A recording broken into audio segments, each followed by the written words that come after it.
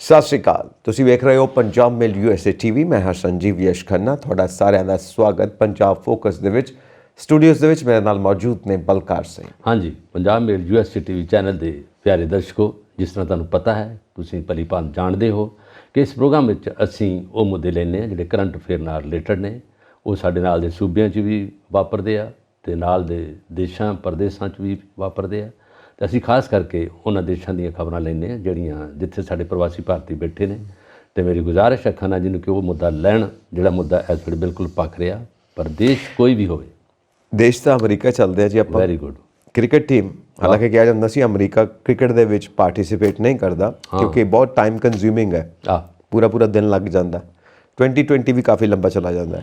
ਸੋ ਹੁਣ cricket team ਬਣ ਰਹੀ ਆ, ਕੁੜੀਆਂ ਦੀ ਕ੍ਰਿਕਟ ਟੀਮ ਅਮਰੀਕਾ ਦੇ ਵਿੱਚ, ਅਤੇ ਭਾਰਤ ਦੀਆਂ ਕੁੜੀਆਂ ਮੋਰਚਾ ਸੰਭਾਲਦੀਆਂ ਪਈਆਂ। ਉਹਨਾਂ ਨੇ ਸਾਂਭਣੀ ਆ ਅਮਰੀਕਾ ਦੀ ਕ੍ਰਿਕਟ ਟੀਮ। 11 ਦੀਆਂ 11 ਕੁੜੀਆਂ ਭਾਰਤ ਤੋਂ ਨੇ। ਵਾਹ, ਇਹ ਤੁਸੀਂ ਇੱਕ ਖਬਰ 'ਚ ਵੀ 3-4 ਖਬਰਾਂ ਜੋੜਤੀਆਂ। ਇਹ ਮਤਲਬ ਕਿ ਪਹਿਲਾਂ ਤਾਂ ਜਿਹੜੇ ਅਮਰੀਕਨ ਹੈ ਇਹ ਕ੍ਰਿਕਟ ਦੇ ਨਾਲ ਇੰਨੇ ਨਹੀਂ ਸੀ ਜ਼ਿਆਦਾ ਐਸੋਸੀਏਟਡ ਨਹੀਂ ਸੀ, ਜ਼ਿਆਦਾ ਨਹੀਂ ਸੀ ਪਸੰਦ ਕਰਦੇ ਜਾਂ ਨਹੀਂ ਸੀ ਆਉਂਦੇ। ਅਤੇ ਦੂਜੇ ਪਾਸੇ ਜਿਹੜਾ ਹੈਗਾ ਸੀ ਇਹਨਾਂ ਦਾ ਓਲੰਪਿਕ 'ਚ ਵੈਸੇ ਬਾਸਕਟਬਾਲ, ਜਿਮਨਾਸਟਿਕ, ਹੋਰਨਾਂ ਖੇਡਾਂ ਵਿੱਚ ਇਹਨਾਂ ਦਾ ਨਾਂ ਰਿਹਾ ਔਰ ਬੜੇ ਸੋਨੇ ਦੇ ਤਮਗੇ ਜਿੱਤ ਕੇ ਲੈ ਕੇ ਜਾਂਦੇ ਰਹੇ। ਪਰ ਆਹ ਖਬਰ ਜਿਹੜੀ ਹੈ ਸਾਡੇ ਸਾਰੇ ਭਾਰਤੀਆਂ ਲਈ, ਸਾਡੇ ਪ੍ਰਵਾਸੀ ਭਾਰਤੀਆਂ ਲਈ ਬੜੀ ਪਸੰਦੀਦਾ ਖਬਰ ਆ ਕਿ ਇਹਦੇ ਵਿੱਚ ਸਾਰਾ ਜਿਹੜੇ ਪਲੇਅਰ ਨੇ ਉਹ ਕੁੜੀਆਂ ਸਾਡੀਆਂ ਭਾਰਤ ਦੀਆਂ ਨੇ ਔਰ ਉਹਨਾਂ ਦੇ ਜਿਹੜੇ ਕੈਪਟਨ ਨੇ ਪ੍ਰਮੁੱਖ ਉਹ ਵੀ ਭਾਰਤ ਦੀ ਕੁੜੀ ਆ। ਔਰ ਇਹਦੇ ਵਿੱਚ ਇਹਨਾਂ ਨੇ ਅੱਜ ਇਹ ਜਿਹੜੀਆਂ ਕੁੜੀਆਂ ਨੇ ਇਹਨਾਂ ਨੇ ਹੁਣ ਕੋਸ਼ਿਸ਼ ਕਰਤੀ ਆ ਔਰ ਇਹਨਾਂ ਦੀ ਐਕਸਰਸਾਈਜ਼ ਸ਼ੁਰੂ ਹੋ ਗਈ ਆ ਅਤੇ ਇਹਨਾਂ ਨੇ ਉਹਨਾਂ ਗਰਾਊਂਡਾਂ ਦੇ ਵਿੱਚ ਜਾ ਕੇ ਇਹ ਮੈਚ ਕਰਨੇ ਸ਼ੁਰੂ ਕਰ ਦਿੱਤੇ ਆ। ਔਰ ਇਹਦਾ T20 ਮੈਚ ਵੀ ਇੱਕ ਸ਼ੁਰੂ ਕਰ ਰਹੇ ਆ ਦੱਖਣੀ ਅਫਰੀਕਾ ਨਾਲ ਹੈ। ਉਹਦੇ ਵਿੱਚ ਵੀ ਇਹਨਾਂ ਦੇ ਵਿੱਚ ਹੋ ਸਕਦਾ ਕਿ ਜੇਤੂ ਹੋਣ। ਇਹ ਸ਼ੁਰੂ ਹੋ ਰਿਹਾ ਸਾਰਾ ਕੁਝ ਔਰ ਇਹਦੇ ਵਿੱਚ ਇਹਨਾਂ ਨੇ ਵਰਲਡ ਕੱਪ ਤੱਕ ਵੀ ਜਾਣਾ। ਔਰ ਮੇਰਾ ਖਿਆਲ ਹੈ ਕਿ ਅਮਰੀਕਾ 'ਚ ਜਿਹੜਾ ਵੀ ਕੰਮ ਸ਼ੁਰੂ ਹੁੰਦਾ ਇਹ ਸਿਖਰਾਂ ਤੋਂ ਸ਼ੁਰੂ ਹੁੰਦਾ, ਉੱਪਰਲੀ ਪੌੜੀ ਤੋਂ ਸ਼ੁਰੂ ਹੁੰਦਾ, ਫਿਰ ਥੱਲੇ ਨੂੰ ਆਉਂਦੇ ਆ। ਔਰ ਮੇਰਾ ਖਿਆਲ ਹੈ ਕਿ ਇਹਦੇ ਵਿੱਚ ਵੱਡਾ ਯੋਗਦਾਨ ਸਾਡੇ ਭਾਰਤ ਦੀਆਂ ਕੁੜੀਆਂ ਦਾ ਵਾ। ਔਰ ਉਹ ਨੌਜਵਾਨ ਕੁੜੀਆਂ ਵਾ ਜਿਹੜੀਆਂ ਖਾਸ ਤੌਰ 'ਤੇ ਐਥਲੈਟਿਕਸ ਨਾਲ, ਦੂਜੀਆਂ ਗੇਮਾਂ ਨਾਲ ਉਹ ਜੁੜੀਆਂ ਨੇ। ਔਰ ਉਹਨਾਂ ਦੇ ਪੇਰੈਂਟਸ, ਉਹਨਾਂ ਦੇ ਘਰ ਦੇ, ਉਹਨਾਂ ਦੇ ਸਾਰੇ ਜਿਹੜੇ ਖਾਨਦਾਨ ਨੇ ਉਹ ਖੇਡਾਂ ਦੇ ਨਾਲ ਪਹਿਲੋਂ ਤੋਂ ਜੁੜੇ ਆ। ਔਰ ਉਹਨਾਂ ਨੇ ਆਪਣੇ ਸ਼ੌਕ ਨੂੰ ਇਸੇ ਤਰ੍ਹਾਂ ਬਰਕਰਾਰ ਰੱਖਣ ਲਈ ਅਮਰੀਕਾ 'ਚ ਵੀ ਜਾ ਕੇ ਇਹ ਮੱਲਾਂ ਮਾਰੀਆਂ। ਔਰ ਇਹ ਬੜੀ ਵੱਡੀ ਮਾਣ ਵਾਲੀ ਗੱਲ ਹੈ ਸਾਰੀ ਇੰਡੀਆ ਦੇ ਲੋਕਾਂ ਲਈ, ਕਿਉਂਕਿ ਸਿਰਫ ਪੰਜਾਬ ਲਈ ਨਹੀਂ, ਪੰਜਾਬ 'ਚੋਂ ਵੀ ਕੁੜੀਆਂ ਬਹੁਤ ਹੈ ਔਰ ਪੂਰੇ ਭਾਰਤ ਤੋਂ ਇਹ ਟੀਮ ਜਿਹੜੀ ਆ ਬਣਾਈ ਜਾ ਰਹੀ ਹੈ। ਇਹਦੇ ਵਿੱਚ ਅਮਰੀਕਾ ਦੇ ਜਿਹੜੀ ਸੰਸਦ ਆ ਜਾਂ ਖੇਡ ਵਿਭਾਗ ਆ ਉਹਦਾ ਵੀ ਸਾਡੀ ਪ੍ਰਸ਼ੰਸਾ ਕਰਨ ਦੀ ਗੱਲ ਬਣਦੀ ਹੈ ਕਿ ਉਹਨਾਂ ਨੇ ਖਾਸ ਕਰਕੇ ਨੇ ਕੁੜੀਆਂ ਨੂੰ ਅੱਗੇ ਲਾਇਆ ਔਰ ਉਹਨਾਂ ਨੇ ਕਿਹਾ ਕਿ ਕੁੜੀਓ ਥੋੜ੍ਹਾ ਜਿਹਾ ਹੁਣ ਸ਼ੇਰਨੀਆਂ ਬਣ ਕੇ ਇਸ ਮੈਚ ਵੱਲ ਆਓ, ਇਸ ਗੇਮ ਵੱਲ ਆਓ ਤਾਂ ਕਿ ਅਮਰੀਕਾ ਦਾ ਨਾਮ ਹੋਰ ਵੀ ਸੋਹਣਾ ਬਣੇ। ਗੱਲ ਇਹੀ ਹੈ ਨਾ, ਕਿਉਂਕਿ ਇੰਡੀਆ ਵਿੱਚ ਤੇ ਰਿਲੀਜਨ ਹੈ ਕ੍ਰਿਕਟ, ਇੱਕ ਰਿਲੀਜਨ ਵਾਕਣ ਇੰਡੀਆ ਨੂੰ ਸਵੀਕਾਰ ਕੀਤਾ ਹੈ ਕ੍ਰਿਕਟ ਨੂੰ। ਇੰਡੀਆ ਦੇ ਵਿੱਚ ਗਲੀ ਦੇ ਵਿੱਚ ਕ੍ਰਿਕਟ ਖੇਡਿਆ ਜਾਂਦਾ। ਪਾਕਿਸਤਾਨ ਦੇ ਵਿੱਚ ਵੀ ਇੱਦਾਂ ਹੀ। ਇਸ ਨਾਲ ਹਾਕੀ ਸਾਡੀ ਬਹੁਤ ਡੋਮੀਨੇਟ ਹੋ ਗਈ। ਹਾਕੀ ਕਿਤੇ ਦੀ ਕਿਤੇ ਪਹਿਲੋਂ ਔਰ ਓਲੰਪਿਕ 'ਚ ਆਪਾਂ ਹਾਕੀ ਦੇ ਕਿੰਨੇ ਜਿਹੜੇ ਸੋਨੇ ਤਮਗੇ ਲੈ ਕੇ ਆਉਂਦੇ ਰਹੇ ਆ। ਉਹਦੇ 'ਚ ਜਿੱਦਾਂ ਹੁਣ ਬਾਕੀ ਜਿਹੜੇ ਸਾਡੇ ਇੱਥੇ ਕੈਪਟਨ ਸੀਗੇ, ਪੰਜਾਬ ਦੇ ਬਹੁਤ ਕੈਪਟਨ ਰਹੇ ਆ। ਸੰਸਾਰਪੁਰ 'ਚ ਤਾਂ ਜਦੋਂ ਬੱਚਾ ਜੰਮਦਾ ਨੂੰ ਹਾਕੀ ਦਿੰਦੇ, ਹਾਕੀ ਇਸ ਕਰਕੇ ਦਿੰਦੇ ਕਿ ਬੱਚੇ ਨੂੰ ਗੁੜਤੀ ਦਿੱਤੀ ਜਾਂਦੀ ਸੀ।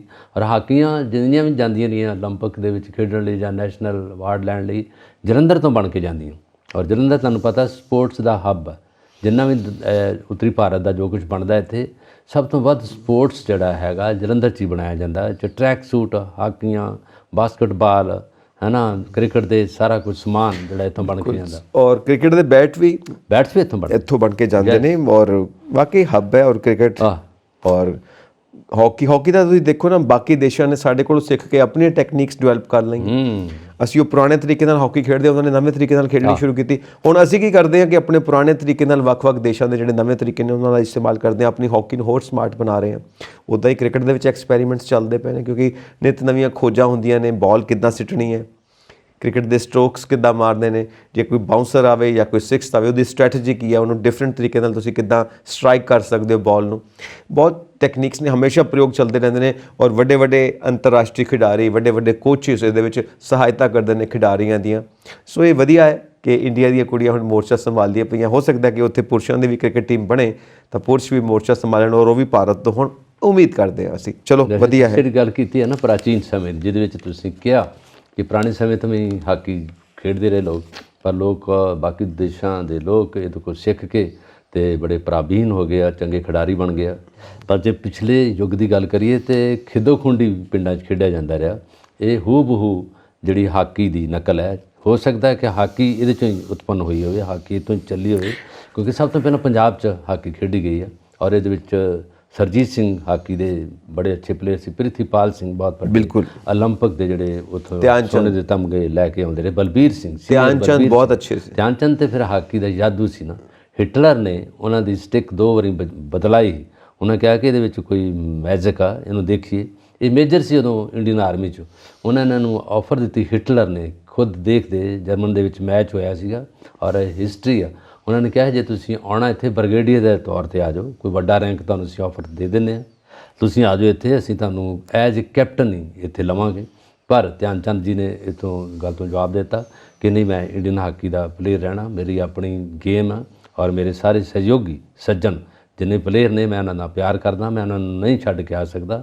ਮੇਰਾ ਜਿਹੜਾ ਦੇਸ਼ ਹਿੰਦੁਸਤਾਨ ਆ, ਮੇਰੀ ਭਾਵੁਕਤਾ ਨਾਲ ਜੁੜਿਆ ਹੈਗਾ, ਮੇਰੇ ਜਜ਼ਬਾਤਾਂ ਦੀ ਸਾਂਝ ਆ। ਉਹਨਾਂ ਨੇ ਜਵਾਬ ਦੇ ਦਿੱਤਾ ਹੈ। ਬਿਲਕੁਲ ਸਹੀ ਗੱਲ ਹੈ। ਆਜ਼ਾਦੀ ਤੋਂ ਪਹਿਲਾਂ ਦੀਆਂ ਘਟਨਾਵਾਂ ਨੇ ਔਰ ਆਜ਼ਾਦੀ ਜਦੋਂ ਮਿਲੀ ਹੈ ਉਦੋਂ ਬਹੁਤ ਸਾਰੇ ਪਲੇਅਰਸ ਜਿਹੜੇ ਮੁਸਲਿਮ ਪਲੇਅਰ ਸੀ ਉਹ ਪਾਕਿਸਤਾਨ ਚਲੇ ਗਏ। ਧਿਆਨ ਚੰਦ ਜੀ ਬਹੁਤ ਪਹਿਲਾਂ ਰਿਟਾਇਰ ਹੋ ਚੁੱਕੇ ਸੀ। ਇੰਡੀਅਨ ਹਾਕੀ ਟੀਮ ਬਿਲਕੁਲ ਖਤਮ ਹੋ ਗਈ ਸੀ। ਫਿਰ ਨਵੇਂ ਸਿਰੇ ਤੋਂ ਤਿਆਰ ਕੀਤੀ ਔਰ ਫਿਰ ਇੰਗਲੈਂਡ 'ਚ ਜਾ ਕੇ ਖੇਡੇ ਤੇ ਇੰਗਲੈਂਡ ਨੂੰ ਹੀ ਹਰਾਇਆ ਔਰ ਸੋਨੇ ਦਾ ਤਗਮਾ ਜਿੱਤ ਕੇ ਲੈ ਕੇ ਆਏ। ਔਰ ਮੈਂ ਬੜਾ ਖੁਸ਼ ਹੁੰਦਾ ਇਸ ਗੱਲ ਦੇ ਉੱਤੇ ਕਿ ਜਿਸ ਮੁਲਕ ਨੇ ਸਾਡੇ ਉੱਤੇ ਰਾਜ ਕੀਤਾ ਉਸ ਮੁਲਕ ਨੂੰ ਹਰਾ ਕੇ ਆਏ ਨੇ ਸਪੋਰਟਸਮੈਨ। ਸੋ ਹਾਕੀ ਦੀ ਇਹ ਪ੍ਰਸ਼ੰਸਾ ਹੈ। ਸੋ ਕ੍ਰਿਕਟ ਦੀ ਵੀ ਉਸ ਤਰ੍ਹਾਂ ਪ੍ਰਸ਼ੰਸਾ ਬਣੇ। ਖੁਸ਼ਖਬਰੀ ਹੈ, ਬੜੀ ਖੁਸ਼ੀ ਦੀ ਗੱਲ ਹੈ। ਸੋ ਲੱਡੂ ਜਲੇਬੀਆਂ ਤੇ ਪਕੌੜਿਆਂ ਵਾਲੀ ਪਾਰਟੀ ਹੋ ਗਈ ਤੁਹਾਡੇ ਵੱਲ। ਨੂੰ ਕਹਿੰਦੇ ਕਿ ਆਪਣੇ ਆਪਣੇ ਘਰਾਂ 'ਚ ਵੰਡਣ, ਜਿਹੜੇ ਖਾਸ ਤੌਰ ਤੇ ਪ੍ਰਵਾਸੀ ਭਾਰਤੀ ਨੇ ਉਹਨਾਂ ਨੂੰ ਤਾਂ ਬੜੇ ਮਾਣ ਵਾਲੀ ਗੱਲ ਹੈ ਕਿਉਂਕਿ ਉਹਨਾਂ ਦੀ ਟੀਮ ਦੇ ਵਿੱਚ ਜਿਹੜੀ ਕ੍ਰਿਕਟ ਦੀ ਟੀਮ ਆ, ਸਾਰੇ ਕੁੜੀਆਂ ਮੁੰਡੇ ਇੰਡੀਆ ਦੇ, ਕੁੜੀਆਂ ਮੁੰਡੇ ਨੇ। ਬਿਲਕੁਲ ਜੀ। ਤੇ ਹੁਣ ਸੀਐਮ ਮਾਨ ਆਪਾਂ ਆ ਜਾਈਏ ਪੰਜਾਬ। ਆ ਜਾਓ ਪੰਜਾਬ 'ਚ ਆਓ। ਪੰਜਾਬ ਤੇ ਸਾਡਾ ਲੱਡੂ ਜਲੇਬੀਆਂ ਪਕੌੜਿਆਂ ਦੀ ਗੱਲ ਕੀਤੀ, ਉਹ ਪੰਜਾਬ ਦੇ ਮੇਲਿਆਂ ਦਾ ਸ਼ਿੰਗਾਰ ਹੈ। ਤੇ ਪੰਜਾਬ ਦੇ ਵਿੱਚ ਮੁੱਖ ਮੰਤਰੀ ਸੀਐਮ ਮਾਨ ਕਹਿੰਦੇ ਨੇ ਕਿ ਟੋਲ ਪਲਾਜ਼ਿਆਂ ਦੇ ਉੱਤੇ ਜਿਹੜੀ ਪੰਜਾਬੀਆਂ ਦੀ ਜੇਬ ਕੱਟੀ ਜਾਂਦੀ ਹੈ, ਪੰਜਾਬੀਆਂ ਦੀ ਜੇਬ ਦੇ ਉੱਤੇ ਬੋਝ ਪੈਂਦਾ, ਪੈਸੇ ਖਰਚਣੇ ਪੈਂਦੇ ਨੇ, ਉਹ ਹੁਣ ਨਹੀਂ ਹੋਏਗਾ। ਪੰਜਾਬੀਆਂ ਦੀ ਲੁੱਟ ਮੈਂ ਨਹੀਂ ਹੋਣ ਦਿਆਂਗਾ। ਟੋਲ ਪਲਾਜ਼ੇ ਬੰਦ ਕਰ ਦਿੱਤੇ ਜਾਣਗੇ ਔਰ ਵਾਕਈ ਜਿਨ੍ਹਾਂ ਦੀ ਮਿਆਦ ਪੂਰੀ ਹੋ ਚੁੱਕੀ ਹੈ ਉਹ ਟੋਲ ਪਲਾਜ਼ੇ ਬੰਦ ਕਰਵਾ ਰਹੇ ਨੇ ਸੀਐਮ ਮਾਨ। ਵੈਸੇ ਇਹ ਬੜਾ ਵੱਡਾ ਸਾਂਝਾ ਮੋਰਚਾ ਜਿਹਦੇ ਵਿੱਚ ਵੱਡੀ ਸਹੂਲਤ ਹੈ ਪੰਜਾਬੀਆਂ ਲਈ, ਖਾਸ ਕਰਕੇ ਬਾਹਰਲੇ ਲੋਕ ਜਦੋਂ ਆਉਂਦੇ ਨੇ, ਬਾਹਰਲੇ ਦੇਸ਼ਾਂ 'ਚੋਂ ਜਿਹੜੇ ਪ੍ਰਵਾਸੀ ਆਉਂਦੇ ਉਹ ਵੀ ਉਹਨਾਂ ਦੀ ਗੱਡੀਆਂ ਵੀ ਬਹੁਤ ਚੱਲਦੀਆਂ, ਦਿਨ ਰਾਤ ਆਪਣੇ ਰਿਸ਼ਤੇਦਾਰਾਂ ਨੂੰ ਮਿਲਣ ਲਈ, ਤੇ ਫਿਰ ਖਾਸ ਤੌਰ 'ਤੇ ਪੈਸੇ ਦੇਣੇ ਪੈਂਦੇ ਆ। ਅੱਜ ਤੱਕ ਹੁਣ 18 ਟੋਲ ਪਲਾਜ਼ੇ 11 ਪ੍ਰਦੇਸ਼ਾਂ ਦੇ ਜਿਹੜੇ ਜ਼ਿਲ੍ਹਿਆਂ ਦੇ ਉਹ ਬੰਦ ਕਰ ਦਿੱਤੇ ਗਏ ਆ। ਅੰਮ੍ਰਿਤਸਰ ਰੋਡ ਵਾਲੇ ਬੰਦ ਕਰਤੇ ਆ, ਕਪੂਰਥਲਾ ਵਾਲੇ ਵੀ। ਔਰ ਇਹਦੇ ਵਿੱਚ ਜਿਹੜਾ ਕਿਰਤੀ ਕਿਸਾਨ ਸੰਘਰਸ਼ ਕਮੇਟੀ ਜਿਹੜੀ ਆ ਉਹਦਾ ਵੀ ਵੱਡਾ ਰੋਲ ਆ, ਕਿਸਾਨ ਯੂਨੀਅਨ ਦਾ ਵੀ, ਉਹਨਾਂ ਨੇ ਵੀ ਇਹਦੇ ਵਿੱਚ ਪੂਰਾ ਹਿੱਸਾ ਪਾਇਆ। ਔਰ ਉਹਨਾਂ ਨੇ ਅਲਟੀਮੇਟਮ ਦੇ ਦਿੱਤਾ ਕਿ ਅਸੀਂ ਇਹਨੂੰ 15 ਜਨਵਰੀ ਤੱਕ ਵੀ ਕੰਟੀਨਿਊ ਰੱਖਾਂਗੇ। ਔਰ ਉਹਦੇ ਵਿੱਚ ਇੱਕ ਇਹਨਾਂ ਨੇ ਚੋਰੀ ਵੀ ਫੜੀ ਆ ਭਗਵੰਤ ਮਾਨ ਜੀ ਨੇ, ਉਹ ਇਹ ਹੈ ਕਿ ਹੁਸ਼ਿਆਰਪੁਰ ਚਲਾਂਗ ਜਿਹੜਾ ਟੂਲ ਪਲਾਜ਼ਾ ਸੀ ਉੱਥੇ 105 ਕਰੋੜ ਦਾ ਖਰਚਾ ਹੋਇਆ ਤੇ ਉਹਨਾਂ ਨੇ ਉੱਥੇ ਜਿਹੜਾ ਪੈਸਾ ਖੱਟਿਆ ਵਾ ਉਹ ਪੈਸਾ ਉਹਦੇ ਤੋਂ 4-5 ਗੁਣਾ ਜਿਹੜਾ ਪੈਸਾ ਟੈਕਸਾਂ ਨੇ ਲੈ ਲਿਆ। ਉਹਨਾਂ ਨੇ ਸੜਕ ਨੂੰ ਮੁਰੰਮਤ ਕਰਨ ਲਈ ਬਣਾਇਆ ਸੀਗਾ ਵੀ ਅਸੀਂ ਇਹਦੇ ਲਈ ਇੱਥੇ ਟੂਲ ਪਲਾਜ਼ਾ ਲਾਵਾਂਗੇ, ਪਰ ਉਹ ਕਦੇ ਦਾ ਪੂਰਾ ਹੋ ਗਿਆ, ਪਰ ਉਹ ਹਟੇ ਨਹੀਂ। ਪਰ ਅੱਜ ਉਹਨਾਂ ਨੇ ਜਾ ਕੇ ਖੁਦ ਕਿਹਾ ਕਿ ਇਹਨਾਂ ਦੇ ਕੇਸ ਵੀ ਦਾਇਰ ਕਰਾਂਗੇ। ਪਰ ਇੱਕ ਪਾਸੇ ਡਾਂਗ ਸੋਟਾ ਵੀ ਹੋਇਆ, ਲੜਾਈ ਵੀ ਹੋਈ ਹੈ, ਉਹ ਇਸ ਕਰਕੇ ਕਿ ਹੁਸ਼ਿਆਰਪੁਰ ਦੇ ਏਰੀਏ 'ਚ ਇੱਧਰੋਂ ਕਿਸਾਨ ਯੂਨੀਅਨ ਦੇ ਗਏ ਸੀ, ਉੱਧਰੋਂ ਉਹਨਾਂ ਦੇ ਕਰਮਚਾਰੀ ਅਧਿਕਾਰੀ ਸੀ, ਉਹਨਾਂ ਨੂੰ ਪਤਾ ਵੀ ਸਾਡੀ ਰੋਜ਼ੀ ਰੋਟੀ ਗਈ ਹੈ ਖਤਮ ਹੋਣ ਔਰ ਉਹਦੇ ਨਾਲ ਸਾਨੂੰ ਅਸੀਂ ਕਿੱਥੇ ਜਾਵਾਂਗੇ। ਉਹਨਾਂ ਨੇ ਪੁਲਿਸ ਨੂੰ ਇਨਫਾਰਮ ਕਰਤਾ, ਉੱਧਰਲੇ ਥਾਣਿਆਂ 'ਚੋਂ ਪੁਲਿਸ ਆ ਗਈ, ਫਿਰ ਇਹਨਾਂ ਦਾ ਖੜਕਈ ਆਪੋ ਵਿੱਚ ਪਿਆ। ਅਤੇ ਉਦੋਂ ਤੁਹਾਨੂੰ ਪਤਾ ਕਿਸਾਨ ਵੀ ਬੜੇ ਸਰਗਰਮ ਆ, ਉਹਨਾਂ ਵੀ ਚੰਗੀ ਡਾਂਗ ਵਾਈ ਉਹਨਾਂ ਨੂੰ ਔਰ ਲਤਾੜਿਆ ਉਹਨਾਂ ਨੂੰ, ਇਸ ਕਰਕੇ ਕਿ ਜਦੋਂ ਅਸੀਂ ਗੱਲ ਕਰ ਰਹੇ ਹਾਂ ਕਾਮਨ ਕਾਜ਼ ਦੀ, ਲੋਕਾਂ ਦੇ ਭਲੇ ਲਈ, ਕਿਸਾਨਾਂ ਨੇ ਕਿਹਾ ਤੇ ਤੁਹਾਡਾ ਮਤਲਬ ਕੀ ਹੈ, ਤੁਸੀਂ ਹੋਰ ਕਿਤੇ ਜਾ ਕੇ ਨੌਕਰੀ ਕਰ ਲਓ। ਇਹ ਥੋੜ੍ਹਾ ਕਿ ਲੋਕਾਂ ਦੇ ਜੇਬ ਕੱਟਣ ਲਈ ਇੱਥੇ ਬੈਠੇ ਰਹੋਗੇ। ਤੁਸੀਂ ਆ ਜਿਹੜਾ ਲੁਧਿਆਣੇ ਨੂੰ ਕ੍ਰਾਸ ਕਰਦੇ ਸਤਲੁਜ, ਇੱਥੇ ਜਾਓ ਉਹਨਾਂ ਦਾ ਤੇਲ ਨਹੀਂ ਪੈਂਦਾ ਜਿੰਨਾ ਤੁਹਾਡਾ ਉੱਥੇ ਟੂਲ ਪਲਾਜ਼ਾ ਲੱਗ ਜਾਂਦਾ। ਅਸੀਂ ਪਹਿਲਾਂ ਸੁਣਦੇ ਸੀ ਕਿ ਸਟੇਟ ਟੂ ਸਟੇਟ ਜਦੋਂ ਜਾਂਦੇ ਆ ਉਦੋਂ ਟੂਲ ਪਲਾਜ਼ਾ ਲੱਗਦਾ, ਨਾ ਕਿ ਅਟਰਨਲ ਆਪਣੀਆਂ ਸੜਕਾਂ 'ਤੇ। ਦਰਬਾਰ ਸਾਹਿਬ ਦੀ ਇੱਕ ਦਿਨ ਆਪਾਂ ਗੱਲ ਕੀਤੀ ਕਿ ਗੋਲਡਨ ਟੈਂਪਲ ਸ੍ਰੀ ਹਰਿਮੰਦਰ ਸਾਹਿਬ ਨੂੰ ਜਦੋਂ ਸ਼ਰਧਾਲੂ ਜਾਂਦੇ ਆ ਉਹ ਵਾਇਆ ਜਦੋਂ ਢਿਲਵਾਂ ਜਾਂਦੇ ਆ, ਢਿਲਵਾਂ ਇੱਕ ਲੱਗਾ ਟੂਲ ਪਲਾਜ਼ਾ, ਜੰਡਿਆਲਾ ਗੁਰੂ ਲੱਗਾ 10 ਕਿਲੋਮੀਟਰ, ਫਿਰ ਹੈਗਾ ਅੰਮ੍ਰਿਤਸਰ, ਫਿਰ ਉੱਥੇ ਲੱਗਾ। ਉਹ 4-5 ਟੂਲ ਪਲਾਜ਼ੇ ਦੇ ਕੇ ਲੋਕ ਉੱਥੇ ਪਹੁੰਚਦੇ ਆ। ਔਰ ਤੁਹਾਨੂੰ ਪਤਾ ਐਤਵਾਰ ਸ਼ਰਧਾਲੂਆਂ ਦਾ ਪੂਰਾ ਹੜ ਆਇਆ ਹੁੰਦਾ, ਇਹਨੇ ਸ਼ਰਧਾਲੂ ਜਾਂਦੇ ਉੱਥੇ ਮੱਥਾ ਟੇਕਣ। ਪਰ ਸਰਕਾਰ ਦੇ ਜਿਹੜੀ ਕੇਂਦਰ ਸਰਕਾਰ ਉਹਦੇ ਕੰਨਾਂ ਤੋਂ ਜੂੰ ਨਹੀਂ ਸਰਕੀ। ਪੰਜਾਬ ਗੌਰਮੈਂਟ ਸਰਕਾਰ ਨੇ ਥੋੜ੍ਹਾ ਬਹੁਤ ਇਹਦੇ ਵਿੱਚ ਹਿੱਸਾ ਲਿਆ, ਪਰ ਸਭ ਤੋਂ ਪਹਿਲ ਕੀਤੀ ਆ ਕਿਸਾਨ ਯੂਨੀਅਨ ਨੇ। ਤੁਹਾਨੂੰ ਯਾਦ ਹੋਣਾ ਜਦੋਂ 1.5 ਸਾਲ ਕਿਸਾਨ ਯੂਨੀਅਨ ਦਾ ਇਹ ਸੰਘਰਸ਼ ਰਿਹਾ, ਧਰਨਾ ਲੱਗਾ ਰਿਹਾ, ਉਹਨਾਂ ਖਾਸ ਕਰਕੇ ਇਹਨਾਂ ਟੂਲ ਪਲਾਜ਼ਾ ਤੇ ਆਪਣੇ ਧਰਨੇ ਲਾਏ ਸੀਗੇ। ਕੋਈ ਮਾਈ ਦਾ ਲਾਲ ਉਦੋਂ ਨਹੀਂ ਆਇਆ, ਦੂਜਾ ਜਿਹੜੇ ਕਰਮਚਾਰੀ ਆ, ਔਰ ਫਰੀਲੀ ਲੋਕ ਜਾਂਦੇ ਸੜਕਾਂ ਤੇ ਗੱਡੀਆਂ ਤੇ, ਹੈ ਨਾ। ਐਗਜ਼ੈਕਟਲੀ। ਇਹ ਤਾਂ ਮੇਰਾ ਖਿਆਲ ਹੌਲੀ ਇਹਨਾਂ ਨੂੰ 2 ਵੀਲਰ ਨੂੰ ਵੀ ਲਾ ਦੇਣਾ ਜੇ ਇਸ ਹਿਸਾਬ ਨਾਲ ਚੱਲੇ ਆ। ਜਦੋਂ ਇਹਨਾਂ ਨੂੰ ਖਤਮ ਕੀਤਾ ਸੀ, ਇਹਨਾਂ ਨੂੰ ਡਬਲ ਹੀ ਕਰਤਾ, ਜਿੱਥੇ 35 ਉੱਥੇ 70 ਲਾਤੇ, ਜਿੱਥੇ 70 ਸੀ ਉੱਥੇ 200 ਲਾਤਾ। ਤੁਸੀਂ ਹੁਸ਼ਿਆਰਪੁਰ ਤੋਂ ਇੱਧਰ ਨੂੰ ਆਓ ਨਾ, ਟਾਂਡਾ ਰੋਡ ਤੋਂ ਇੱਧਰ ਨੂੰ, ਤਾਂ ਤੁਹਾਨੂੰ 200 ਰੁਪਏ ਦੇ ਕੇ ਆਉਣਾ ਪੈਂਦਾ, ਪਰ ਇਹਨਾਂ ਸਿੰਗਲ ਕਰਤਾ। ਇੱਕ ਵਾਰੀ ਤੋਂ ਜਾਓਗੇ 200 ਦੋਗੇ, 200 ਫਿਰ ਵਾਪਸੀ 'ਤੇ ਦੋਗੇ ਜੀ, ਜੇ ਤੁਸੀਂ ਆਉਣਾ ਤਾਂ ਇਹ ਹੈ। ਔਰ ਦੂਜਾ ਇਹ ਹੈ ਕਿ ਕਿਸਾਨ ਜਥੇਬੰਦੀਆਂ ਵੀ ਕਹਿੰਦੀਆਂ ਨੇ ਕਿ ਅਸੀਂ ਟੋਲ ਪਲਾਜ਼ਿਆਂ ਦਾ ਘਿਰਾਓ ਕਰਾਂਗੇ, ਟੋਲ ਪਲਾਜ਼ੇ ਬੰਦ ਕਰਵਾਵਾਂਗੇ। ਔਰ ਜਿਹੜਾ ਪਿੱਛੇ ਜੇ ਬੜਾ ਚੱਲਿਆ ਸੀ ਨਾ, ਇਹ ਖਤਰਨਾਕ ਜਿਹਾ ਹੋ ਗਿਆ ਸੀਗਾ ਕਿ ਇਲਜ਼ਾਮ ਲੱਗਣ ਲੱਗ ਪਏ ਸੀ ਕਈ ਕਿਸਾਨ ਜਥੇਬੰਦੀਆਂ ਦੇ ਕਿ ਉਹਨਾਂ ਦੇ ਜਿਹੜੇ ਮੈਂਬਰ ਨੇ ਉਹਨਾਂ ਕਾਰਡਸ ਨੂੰ, ਜਿਹੜੇ ਆਈਡੀ ਕਾਰਡਸ ਨੇ ਯੂਨੀਅਨ ਦੇ, ਉਹਨਾਂ ਕਾਰਡਸ ਨੂੰ ਟੋਲ ਪਲਾਜ਼ੇ ਤੇ ਵਰਤਦੇ ਨੇ ਕਿ ਅਸੀਂ ਟੋਲ ਪਲਾਜ਼ਾ ਨਹੀਂ ਦੇਣਾ। ਇਹ ਕਾਰਡ ਦਿਖਾ ਕੇ ਉੱਥੋਂ ਨਿਕਲਣ ਦੀ ਕੋਸ਼ਿਸ਼ ਕਰਦੇ ਨੇ। ਕੀ ਕਰਨ ਵਿਚਾਰੇ, ਰੋਜ਼ ਕਿਉਂ ਪੈਸੇ ਦੇਣ? ਠੀਕ ਹੈ, ਫਿਰ ਕਿਸਾਨ ਬਣ ਕੇ ਨਿਕਲ ਜਾਣ ਜਿਸ ਤਰ੍ਹਾਂ। ਬਿਲਕੁਲ ਸਹੀ ਗੱਲ ਹੈ। ਪੱਤਰਕਾਰ ਫਰੀ ਜਾਂਦੇ, ਆਰਮੀ ਮੈਨ ਫਰੀ ਜਾਂਦੇ, ਬਾਕੀਆਂ ਦੇ ਸਾਰਿਆਂ ਨੂੰ ਰੋਕ ਲੈਂਦੇ।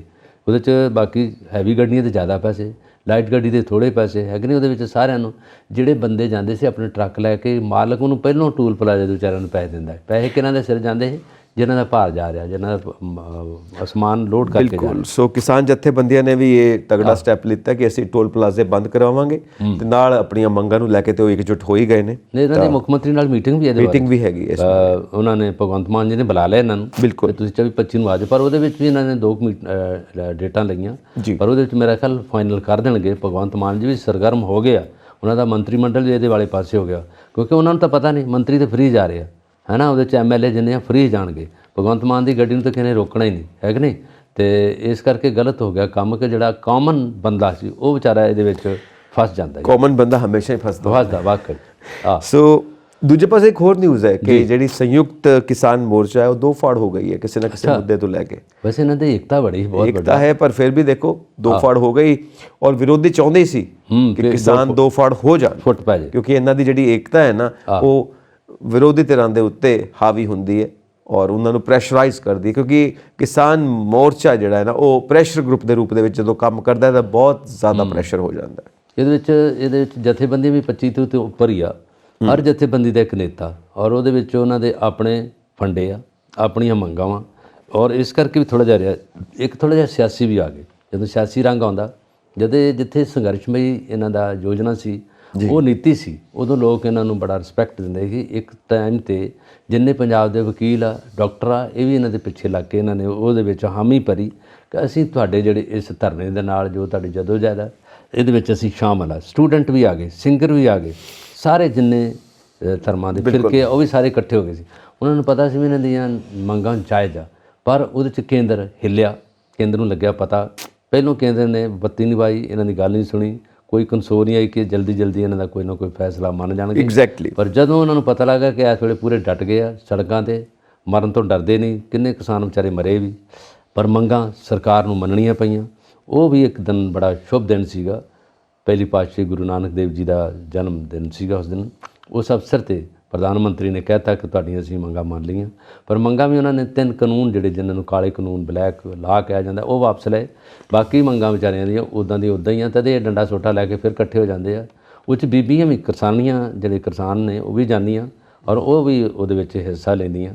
ਔਰ 1.5 ਸਾਲ ਕੋਈ ਥੋੜ੍ਹਾ ਸਮਾਂ ਨਹੀਂ ਹੁੰਦਾ, ਲੰਮੇ ਸਮੇਂ ਨੇ ਇਸ ਜਦੋਜਹਿਦ ਨੇ ਸਰਕਾਰ ਨੂੰ ਲਿਆ ਕੇ ਕਟਹਿਰੇ 'ਚ ਖੜਾ ਕਰ ਦਿੱਤਾ, ਔਰ ਸਰਕਾਰ ਨੂੰ ਮੰਨਣਾ ਪਿਆ ਕਿ ਅਸੀਂ ਤੁਹਾਡੀਆਂ ਮੰਗਾਂ ਬਿਲਕੁਲ ਵਾਜਬ ਨੇ, ਸਾਰੀਆਂ ਮੰਗਾਂ ਨੂੰ ਅਸੀਂ ਮੰਨਦੇ ਹਾਂ, ਔਰ ਬਾਕੀ ਮੰਗਾਂ ਅਜੇ ਉਸੇ ਤਰ੍ਹਾਂ ਲਟਕ ਰਹੀਆਂ। ਬਿਲਕੁਲ ਜੀ, ਲਟਕ ਰਹੀਆਂ ਨੇ। ਔਰ ਇਸ ਤਰ੍ਹਾਂ ਕੁਝ ਲੱਗਦਾ ਕਿ ਜਥੇਬੰਦੀਆਂ ਇੱਕ ਪਾਸੜ ਹੋ ਗਈਆਂ ਨੇ, ਇਸ ਕਰਕੇ ਇਹ ਜੋ ਫਿਰਕਾ ਪੈ ਗਿਆ ਦੋਨਾਂ ਦੇ ਵਿੱਚ, ਇੱਕ 2 ਫਾੜ ਹੋ ਗਈਆਂ ਨੇ, ਦੋਨਾਂ ਦੇ ਵਿੱਚ ਅੰਤਰ ਆ ਗਿਆ। ਸੋ ਆਪਾਂ ਅੱਗੇ ਵਧਦੇ ਹਾਂ। ਜੀ। ਅਕਾਲੀ ਦਲ ਦੇ ਜਥੇਬੰਦਕ ਢਾਂਚੇ ਵਿੱਚ ਸਲਾਹਕਾਰ ਬੋਰਡ ਵਿੱਚ ਬਾਗੀ ਅਕਾਲੀ ਨੇਤਾਵਾਂ ਨੂੰ ਵੀ ਚੰਗੇ ਰੁਤਬਿਆਂ ਤੇ ਲਗਾ ਦਿੱਤਾ ਗਿਆ। ਹਾਂ, ਪਹਿਲਾਂ ਤੁਹਾਨੂੰ ਪਤਾ 2 ਬਣੀਆਂ ਕੋਰ ਕਮੇਟੀਆਂ, ਉਹਦੇ ਵਿੱਚ ਢਿੰਡਾ ਜੀ ਸੀਗੇ, ਝੀਂਡਾ ਜੀ, ਔਰ ਉਹਦੇ ਪ੍ਰਧਾਨ ਸੀਗੇ। ਉਦੋਂ ਉਹਨਾਂ ਨੇ ਜੋ ਕੁਝ ਵੇਖਿਆ ਜਾ ਕੇ ਕਿ ਇਕੱਠੇ ਕਰਕੇ ਸਾਰੇ ਮਸਲੇ ਲਿਆਂਦੇ। ਉਹਦੇ ਵਿੱਚ ਇੱਕ ਵਾਰੀ ਅਨਾਉਂਸ ਹੋ ਗਿਆ, ਸੁਖਬੀਰ ਬਾਦਲ ਜਿਹੜੇ ਮੁੱਖ ਨੇਤਾ ਨੇ ਅਕਾਲੀ ਦਲ ਦੇ, ਉਹਨਾਂ ਕਿਹਾ ਸੀ ਕਿ ਪਰਿਵਾਰਵਾਦ ਨਹੀਂ ਰਹੂਗਾ, ਪਰਿਵਾਰਵਾਦ ਨੂੰ ਅਸੀਂ ਆਸੇ-ਪਾਸੇ ਕਰਾਂਗੇ। ਪਰ ਉਹਦੇ ਵਿੱਚ ਇੱਕ ਤਾਂ ਬੜੀ ਦੁੱਖ ਭਰੀ ਖਬਰ ਸੀ ਕਿ ਜਿਹੜੇ ਪੁਰਾਣੇ ਨੇਤਾ ਸੀਗੇ ਬ੍ਰਹਮਪੁਰਾ ਜੀ, ਤੇ ਉਹ ਉਹਨਾਂ ਦੀ ਡੈਥ ਹੋ ਗਈ ਆ ਪਿਛਲੇ ਹਫਤੇ।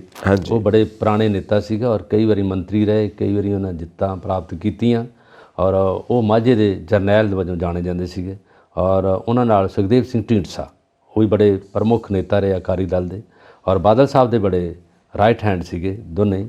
ਔਰ ਮਾਝੇ 'ਚ ਜਿਹੜੇ ਉਹਨਾਂ ਨੇ ਕੰਮ ਕੀਤੇ ਆ ਬ੍ਰਹਮਪੁਰਾ ਸਾਹਿਬ ਨੇ, ਉਹ ਲੋਕਾਂ ਦੀ ਅਜੇ ਯਾਦਾਂ ਦੇ ਵਿੱਚ ਉਸ ਵਸੇ ਹੋਏ ਨੇ। ਔਰ ਦੇਖੋ ਨਾ ਬੀਬੀ ਜਗੀਰ ਕੌਰ ਨੂੰ ਲੈ ਕੇ ਵੀ ਕਾਫੀ ਕੰਟਰੋਵਰਸੀ ਹੋਈ ਹੈ ਔਰ ਉਹ ਪ੍ਰਧਾਨ ਨਹੀਂ ਬਣ ਸਕੇ। SGPC ਦੀਆਂ ਚੋਣਾਂ ਨੂੰ ਲੈ ਕੇ ਵੀ ਕਾਫੀ ਰੌਲਾ ਪਿਆ ਤੇ ਹੁਣ ਉਹ ਅਕਾਲੀ ਦਲ ਤੋਂ ਬਾਹਰ ਨੇ।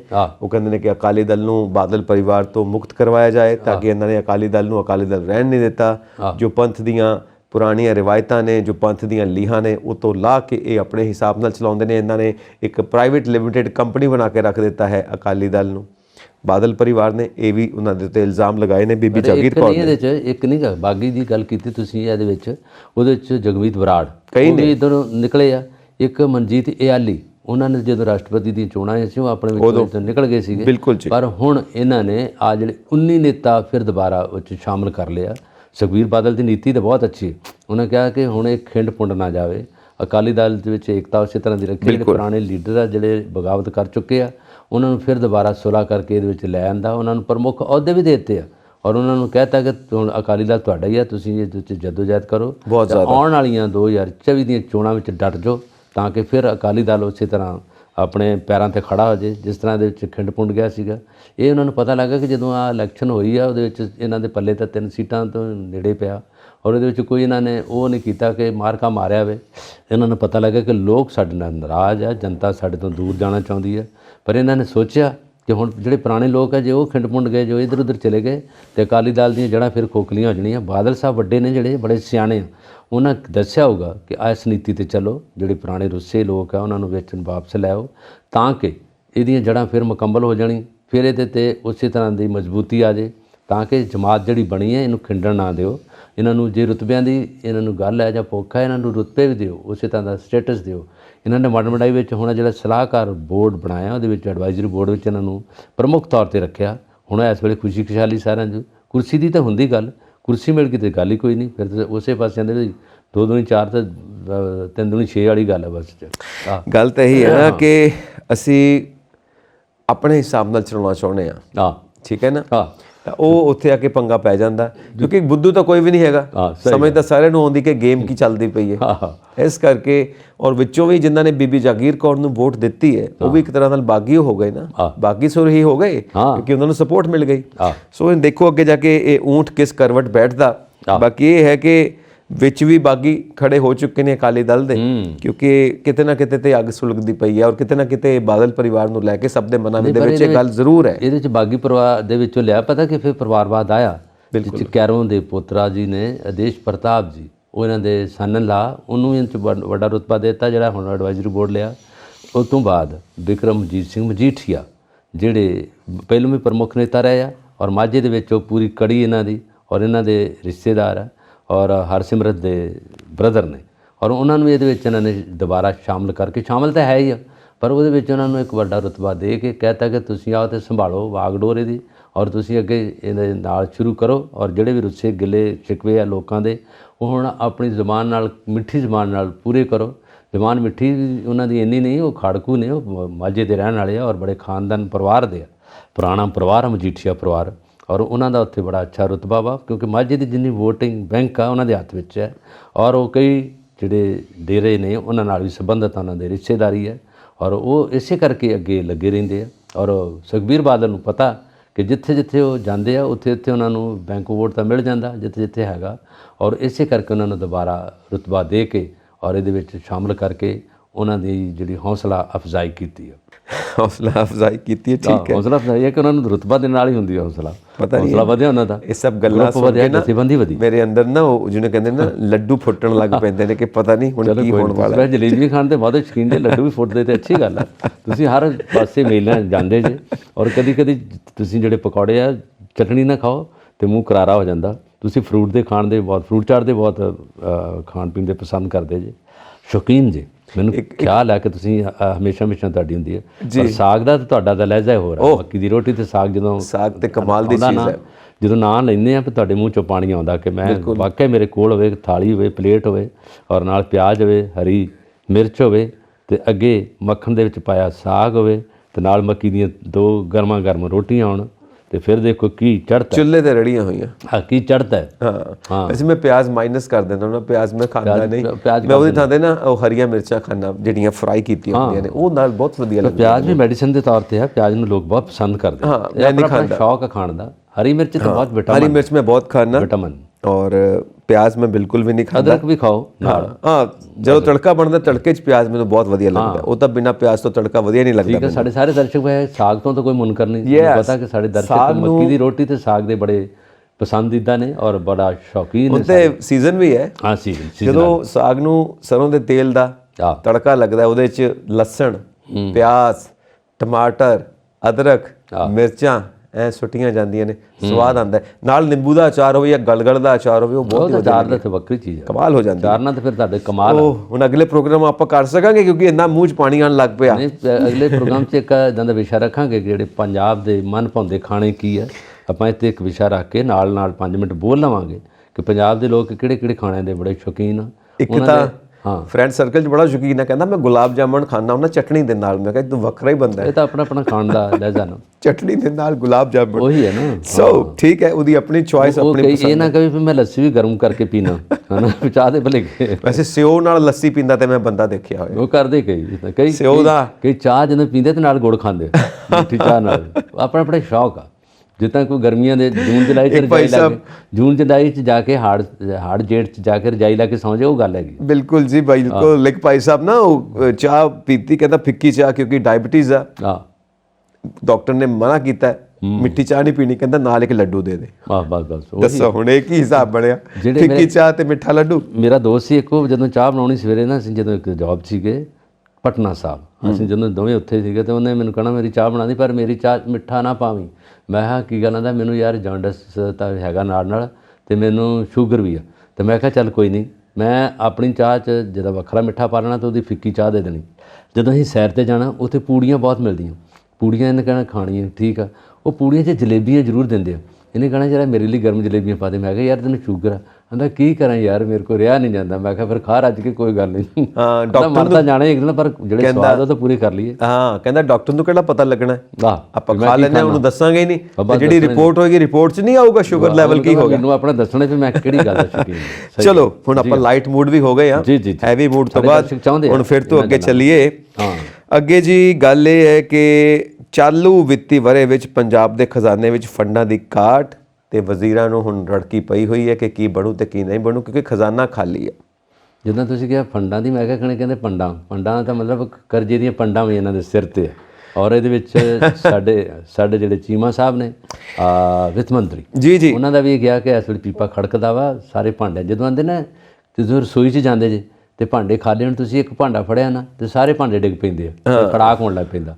ਹੁਣ ਇਹਨਾਂ ਦੇ ਖਾਲੀ ਪੀਪੇ ਖੜਕ ਰਹੇ ਆ ਔਰ ਇਹਦੇ ਵਿੱਚ ਜਿੰਨੇ MLA ਨੇ, ਮੰਤਰੀ ਨੇ, ਮੁੱਖ ਮੰਤਰੀ ਤੱਕ ਫੰਡਾਂ ਦਾ ਪਤਾ ਕਹਿੰਦੇ ਫੰਡਸ ਘੱਟ ਹੈਗੇ ਆ। ਔਰ ਇਹ ਸੁਣਿਆ ਗਿਆ ਕਿ ਜਿਹੜੇ ਵੀ ਮੰਤਰੀ ਜਾਂ MLA ਜਾਂਦੇ ਆ ਹੁਣ ਵਿਆਹਾਂ ਵਿੱਚ ਸ਼ਾਮਲ ਹੁੰਦੇ ਆ, ਜਿੱਥੇ ਅਖੰਡ ਪਾਠ ਦੇ ਭੋਗ ਆ ਉੱਥੇ ਸ਼ਾਮਲ ਹੁੰਦੇ ਆ। ਔਰ ਇਹਦੇ ਵਿੱਚ ਵਿੱਤ ਮੰਤਰੀ ਨੇ ਵੀ ਕਿਹਾ ਕਿ ਇਹਨਾਂ ਨੂੰ ਗੱਲ ਕਰਨ ਦਾ ਬੜਾ ਲਹਿਜ਼ਾ, ਗੱਲ ਬੜੀ ਲੰਬੀ ਕਰ ਰਹੇ ਆ, ਕਿਉਂਕਿ ਲੰਬੀ ਇਸ ਕਰਕੇ ਕਰ ਰਹੇ ਕਿ ਸਹੂਲਤਾਂ ਤਾਂ ਇਹਨਾਂ ਕੋਲ ਦੇਣ ਦੇ ਵਾਅਦੇ ਤਾਂ ਹੈਗੇ ਆ ਪਰ ਪੂਰੀਆਂ ਕਰਨ ਦੇ ਨੇ, ਪਰ ਉਹਦੇ ਵਿੱਚ ਦਲੀਲਬਾਜ਼ੀ, ਉਹਦੇ ਵਿੱਚ ਆਰਗੂਮੈਂਟ, ਉਹਦੇ ਵਿੱਚ ਆਪਣੀ ਸਾਰੀਆਂ ਗੱਲਾਂ ਕਰਕੇ ਆਪਣੇ ਸਾਰੇ ਜਿੰਨੇ ਦਰਸ਼ਕ ਤੇ ਨੇ ਜਾਂ ਜਿਹੜੇ ਇਹਨਾਂ ਦੇ ਵੋਟਰ ਨੇ ਉਹਨਾਂ ਨੂੰ ਇਹ ਭਰਮਾਉਂਦੇ ਆ ਕਿ ਮਿੱਤਰੋ ਇਸ ਵੇਲੇ ਸਾਡੇ ਕੋਲ ਤਾਂ ਹੈ ਨਹੀਂ ਕੁਝ ਵੀ, ਤੁਹਾਨੂੰ ਪਤਾ ਹੀ ਆ, ਪਰ ਜਦੋਂ ਪੈਸੇ ਆ ਗਏ ਅਸੀਂ ਤੁਹਾਡੇ ਵਾਅਦੇ ਪੂਰੇ ਕਰਾਂਗੇ। ਜਿੰਨੇ ਕੁ ਅਸੀਂ ਕਰ ਸਕੇ ਹਾਂ ਉਹ ਅਸੀਂ ਕਰ ਦਿੱਤੇ ਆ ਅਤੇ ਬਾਕੀ ਅਸੀਂ ਕਰਨ ਦੇ ਯੋਗ ਹੋਵਾਂਗੇ ਅਤੇ ਕਰਾਂਗੇ। ਪਰ ਜਦੋਂ ਵੀ ਇਹ ਇਕੱਠੇ ਹੁੰਦੇ ਆ ਉਦੋਂ ਲੋਕ ਉਹਨਾਂ ਦੇ ਆਲੇ ਦੁਆਲੇ ਹੋ ਜਾਂਦੇ ਆ, ਪੰਚਾਇਤ ਦੇ ਸਾਰੇ ਸਰਪੰਚ ਮੈਂਬਰ, ਫਿਰ ਉਹਨਾਂ ਦੇ ਨੰਬਰਦਾਰ, ਫਿਰ ਉੱਥੇ ਚੇਅਰਮੈਨ ਜਿਹੜੇ ਇਲਾਕੇ ਦੇ ਉਹ ਆ ਜਾਂਦੇ ਵੀ ਮੰਤਰੀ ਸਾਹਿਬ ਆਏ ਆ, ਗੱਲ ਕਰਦੇ ਆ। ਪਰ ਅਜੇ ਇਹਨਾਂ ਨੇ ਕਿਹਾ ਵੀ ਦਲੀਲ ਬੜੀ ਅੱਛੀ ਦਿੰਦੇ ਆ, ਪਰ ਦਲੀਲ ਤਾਂ ਇਹੀ ਆ, ਫੋਕੀ ਦਲੀਲ ਦੇ ਸਕਦੇ, ਹੁਣ ਪੈਸੇ ਤਾਂ ਇਹਨੇ ਸਾਡੇ ਕੋਲ ਹੈ ਨਹੀਂ। ਜਦੋਂ ਬਾਦਲ ਸਾਹਿਬ ਵੀ ਜਦੋਂ ਜਾਂਦੇ ਸੀ ਲੋਕਾਂ ਦੇ ਨਾਲ ਸੰਗਤ ਦਰਸ਼ਨ 'ਤੇ, ਜਦੋਂ ਗੱਲਬਾਤ ਹੁੰਦੀ ਸੀ ਉਹਨਾਂ ਨਾਲ ਗੱਲਾਂ ਕਰਦੇ ਹੋ, ਆਂਦੇ ਸਾਡੀ ਸੜਕ ਟੁੱਟ ਗਈ ਆ, ਸਾਡੇ ਇੱਥੇ ਪੈ ਫਿਰਨੀਆਂ ਟੁੱਟ ਗਿਆ, ਆਹ ਨਾਲੀਆਂ ਟੁੱਟ ਗਈਆਂ, ਪੰਚਾਇਤਾਂ ਕਹਿੰਦੀਆਂ। ਅਤੇ ਜੇ ਆਪਣੇ ਜੇਬ 'ਚ ਹੱਥ ਮਾਰ ਕੇ ਆਂਦਾ ਵੇਖ ਲਓ ਮੇਰਾ ਗੀਸਾ ਖਾਲੀ ਆ, ਮੇਰੇ ਕੋਲ ਤਾਂ ਕੁਛ ਨਹੀਂ ਨਾ, ਤੁਸੀਂ ਦੇਖ ਲਓ। ਲੋਕ ਹੱਸਣ ਲੱਗ ਪੈਂਦੇ ਕਿਉਂਕਿ ਇੰਨੀ ਮਹਾਨ ਹਸਤੀ ਹੈ। ਇੰਨਾ ਕਹਿਣਾ ਹੀ ਬੜੀ ਵੱਡੀ ਗੱਲ ਸੀਗੀ। ਔਰ ਇਹ ਗਾਏ ਬਗਾਏ ਲੋਕਾਂ ਨਾਲ ਹਰ ਗੱਲ ਸੁਣਦੇ ਸੀ, ਸਾਰੀਆਂ ਦੁੱਖ ਤਕਲੀਫਾਂ ਦੇ ਵਿੱਚ ਜਾਂਦੇ ਸੀਗੇ। ਸਹੂਲਤਾਂ ਲੋਕ ਨਹੀਂ ਚਾਹੁੰਦੇ, ਲੋਕ ਚਾਹੁੰਦੇ ਮੁੱਖ ਮੰਤਰੀ ਸਾਡੇ ਨੇੜੇ ਕਿੰਨੇ ਆ, ਕਿੰਨੀ ਸਾਡੀ ਗੱਲ ਸੁਣਦਾ। ਕਿਉਂਕਿ ਉੱਥੇ ਸੈਕਟਰੀਏਟ 'ਚ ਮਿਲਣਾ ਔਖਾ। ਜੇ ਤੁਸੀਂ ਮਿਲਣ ਜਾਓਗੇ, ਭਗਵੰਤ ਮਾਨ ਨੂੰ ਮਿਲਣਾ ਹੋਵੇ, ਤੁਹਾਡਾ ਪਹਿਲਾਂ ਤਾਂ ਉੱਥੇ ਪਾਸ ਬਣੂਗਾ, ਉਹਦੇ 'ਤੇ ਫੋਟੋ ਲੱਗੂਗੀ, ਫੋਟੋ ਲਾ ਕੇ ਤੁਹਾਡਾ ਐਡਰੈਸ ਪੁੱਛਿਆ ਜਾਊਗਾ, ਤੁਹਾਡੀ ਫੋਲਾ ਫਾਲੀਆ ਹੋਊਗੀ, ਤੁਹਾਨੂੰ ਪੁੱਛਿਆ ਜਾਊਗਾ ਇਹਨਾਂ ਨਾਲ ਕੀ ਰਿਲੇਸ਼ਨ ਹੈ, ਕੀ ਹੈਗਾ, ਫਿਰ ਉਹ ਵੈਰੀਫਾਈ ਕੀਤਾ ਜਾਊਗਾ ਅੰਦਰੋਂ ਕਰਕੇ, ਫਿਰ ਤੁਸੀਂ ਜਾਓਗੇ। ਉੱਥੇ ਹਫ਼ਤਾ ਤਾਂ ਮਿਲਣ ਹੀ ਲੱਗ ਜਾਂਦਾ। ਜਦੋਂ ਬਾਦਲ ਸਾਹਿਬ ਆ ਕੇ ਬੋਰਡ ਦੇ ਛਾਂ ਦੇ ਥੱਲੇ ਤਖਤ ਪੋਸ਼ 'ਤੇ ਆ ਕੇ ਬਹਿ ਜਾਂਦੇ ਉੱਚੇ ਥਾਂ, ਲੋਕ ਸਾਰੇ ਇੱਥੇ ਬਹਿ ਜਾਂਦੇ ਅਤੇ ਤਾੜੀ ਵੱਜਦੀ ਵੀ ਬਾਦਲ ਸਾਹਿਬ ਆਏ। ਇਹ ਵੀ ਬੜੀ ਨੇੜਤਾ ਹੈ, ਬਹੁਤ ਵੱਡੀ ਗੱਲ ਹੈ। ਬਿਲਕੁਲ, ਮਹਾਰਾਜਾ ਰਣਜੀਤ ਸਿੰਘ ਦੇ ਸਮੇਂ ਤੋਂ ਇਹ ਚੱਲਦਾ ਸੀ ਸੰਗਤ ਦਰਸ਼ਨ, ਤੇ ਉਹ ਚੱਲਣਾ ਚਾਹੀਦਾ ਵਧੀਆ। ਔਰ ਨੇਤਾਵਾਂ ਨੂੰ ਵੀ ਵਧੀਆ ਲੱਗਦਾ ਕਿ ਅਸੀਂ ਲੋਕਾਂ 'ਚ ਜਾਂਦੇ ਹਾਂ, ਲੋਕਾਂ ਨੂੰ ਵੀ ਵਧੀਆ ਲੱਗਦਾ ਕਿ ਨੇਤਾ ਸਾਦੇ 'ਚ ਘੁੰਮਦੇ ਨੇ। ਬਟ ਇਹ ਤਾਂ ਹੁਣ ਸਿਕਿਉਰਿਟੀ ਆ, ਬਹੁਤ ਜ਼ਿਆਦਾ ਸਿਕਿਉਰਿਟੀ। ਹਾਂ, ਕਹਿੰਦੇ ਨੇ ਕਿ ਵਿਦੇਸ਼ਾਂ ਦੇ ਵਿੱਚ, ਬਾਹਰਲੇ ਮੁਲਕਾਂ ਦੇ ਵਿੱਚ ਨੇਤਾ ਵਿੱਚ ਹੀ ਤੁਰੇ ਫਿਰਦੇ ਨੇ, ਆਮ ਜਨਤਾ ਵਾਂਗ। ਤੁਸੀਂ ਸ਼ਿਮਲੇ ਚੱਲ ਜਾਓ, ਬਾਹਰ ਕੀ ਜਾਣਾ, ਸ਼ਿਮਲੇ ਚੱਲ ਜਾਓ ਨਾ, ਰਿਜ ਹੈ ਸ਼ਿਮਲੇ ਦੀ। ਸਾਰੇ ਮੰਤਰੀ, ਖੇਤੀਬਾੜੀ ਮੰਤਰੀ ਉੱਥੇ, ਤੁਹਾਡੇ ਕੋਲ ਗ੍ਰਹਿ ਮੰਤਰੀ, ਸਾਰੇ ਤੁਰੇ, ਕਿਉਂਕਿ ਕਾਰ ਅਲਾਉਡ ਨਹੀਂ ਉੱਥੇ, ਉਹ ਤੁਹਾਡੇ ਨਾਲ ਹੀ ਤੁਰੇ ਫਿਰਦੇ ਆ। ਸਾਰਾ ਕੁਝ ਤੁਹਾਨੂੰ ਪਤਾ ਲੱਗੂਗਾ ਮੰਤਰੀ ਹੈ ਜੀ। ਬੰਦੇ ਤਾਂ ਬੰਦਿਆਂ ਵਰਗੇ ਹੁੰਦੇ, ਕੋਈ ਗੱਲ ਨਹੀਂ, ਬੰਦੇ ਹੀ ਨੇ। ਹਾਂ, ਬਸ ਉਹਦੇ 'ਚ ਕਿਹੜੀ ਵੱਖਰੀ ਗੱਲ ਹੋ ਗਈ, ਤੁਰੇ ਫਿਰਦੇ ਨੇ ਤਾਂ ਵੀ ਠੀਕ ਹੈ। ਜਦੋਂ ਸੈਕਟਰੀਏਟ 'ਚ ਬੈਠੇ ਹੁੰਦੇ ਤਖਤ 'ਤੇ, ਉਦੋਂ ਬੰਦੇ ਨਹੀਂ ਹੁੰਦੇ। ਤੁਸੀਂ ਅੱਜ ਜਾਂ ਕਹਿ ਦਿਓ ਕਿ ਅਕਬਰ ਬੰਦਾ ਹੋਊਗਾ, ਬੰਦਾ ਨਹੀਂ ਹੁੰਦਾ। ਉਦੋਂ ਇੱਕ ਬਹੁਤ ਵੱਡੀ ਉਪਾਧੀ 'ਤੇ ਬੈਠਾ ਹੁੰਦਾ। ਉਦੋਂ ਲੋਕਾਂ ਦਾ ਲਾਮ ਲਸ਼ਕਰ, ਉੱਥੋਂ ਆਲਾ ਦੁਆਲਾ ਉਹਦੇ ਵਿੱਚ ਜਿੰਨੇ ਵੀ ਦੇ ਸੇਵਾਦਾਰ ਆ, ਦੂਰ ਤੱਕ ਤੁਹਾਡੇ ਤੱਕ ਆਵਾਜ਼ ਆਉਣੀ ਵੀ ਬਹੁਤ ਔਖੀ ਹੋ ਜਾਂਦੀ ਹੈ। ਉਦੋਂ ਰੁਤਬਾ ਵੱਖਰਾ ਹੋ ਜਾਂਦਾ ਬੰਦੇ ਦਾ। ਬਿਲਕੁਲ, ਸਟੇਟਸ ਹੈ ਜੀ ਇਹ ਸਾਰੇ ਕੁਝ। ਚਲੋ ਸਟੇਟਸ ਤੋਂ ਅੱਗੇ ਆਪਾਂ ਚੱਲਦੇ ਹਾਂ ਜੀ। ਆਮ ਲੋਕਾਂ ਦਾ ਸਟੇਟਸ ਵੀ ਬੜਾ ਜ਼ਬਰਦਸਤ ਹੁੰਦਾ ਹੈ, ਕਿਉਂਕਿ ਉਸ ਸਟੇਟਸ ਨੇ ਇਹਨਾਂ ਨੂੰ ਆਮ ਤੋਂ ਖਾਸ ਬਣਾਇਆ ਹੁੰਦਾ ਹੈ। ਸਹੀ ਗੱਲ। ਤਾਂ ਫਿਰ ਉਹ ਲੋਕਾਂ ਦਾ ਸਟੇਟਸ ਵੀ ਇਹਨਾਂ ਨੂੰ ਦੇਖਣਾ ਚਾਹੀਦਾ ਖਾਸ ਬਣਨ ਤੋਂ ਬਾਅਦ, ਕਿ ਆਮ ਲੋਕ ਕਿੱਥੇ ਖੜੇ ਨੇ।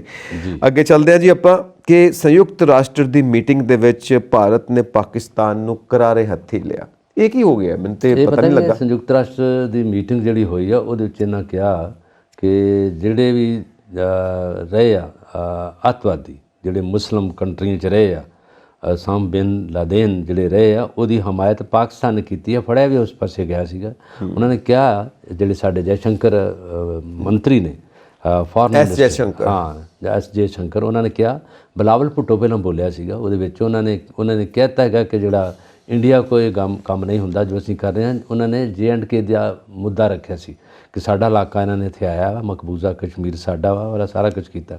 ਉਹਨਾਂ ਨੇ ਫਿਰ ਬੜਾ ਕਰਾਰਾ ਜਵਾਬ ਦਿੱਤਾ ਕਿ ਜਿਹੜਾ ਤੁਸੀਂ ਕਸ਼ਮੀਰ ਦੀ ਗੱਲ ਕਰਦੇ ਜੇ, ਜਿਹੜੇ ਅੱਤਵਾਦੀ ਜਿਨ੍ਹਾਂ ਨੇ ਲੋਕਾਂ ਨੂੰ ਭਰਮਾਇਆ, ਮਰਵਾਇਆ, ਸਾਰਾ ਕੁਝ ਕੀਤਾ, ਉਹ ਤੁਹਾਡੀ ਝੋਲੀ ਦੇ ਆ, ਤੁਹਾਡੀ ਝੋਲੀ 'ਚੋਂ ਨਿਕਲੇ ਆ, ਤੁਸੀਂ ਉਹਨਾਂ ਨੂੰ ਅੱਗੇ ਉਤਸ਼ਾਹਿਤ ਕੀਤਾ ਵਾ, ਅਤੇ ਤਦ ਕਰਕੇ ਨੁਕਸਾਨ ਹੁੰਦਾ। ਅਸੀਂ ਚਾਹੁੰਦੇ ਹਾਂ ਕਿ ਤੁਸੀਂ ਇਸ ਗੱਲ ਤੋਂ ਬਾਜ਼ ਆ ਜਾਓ।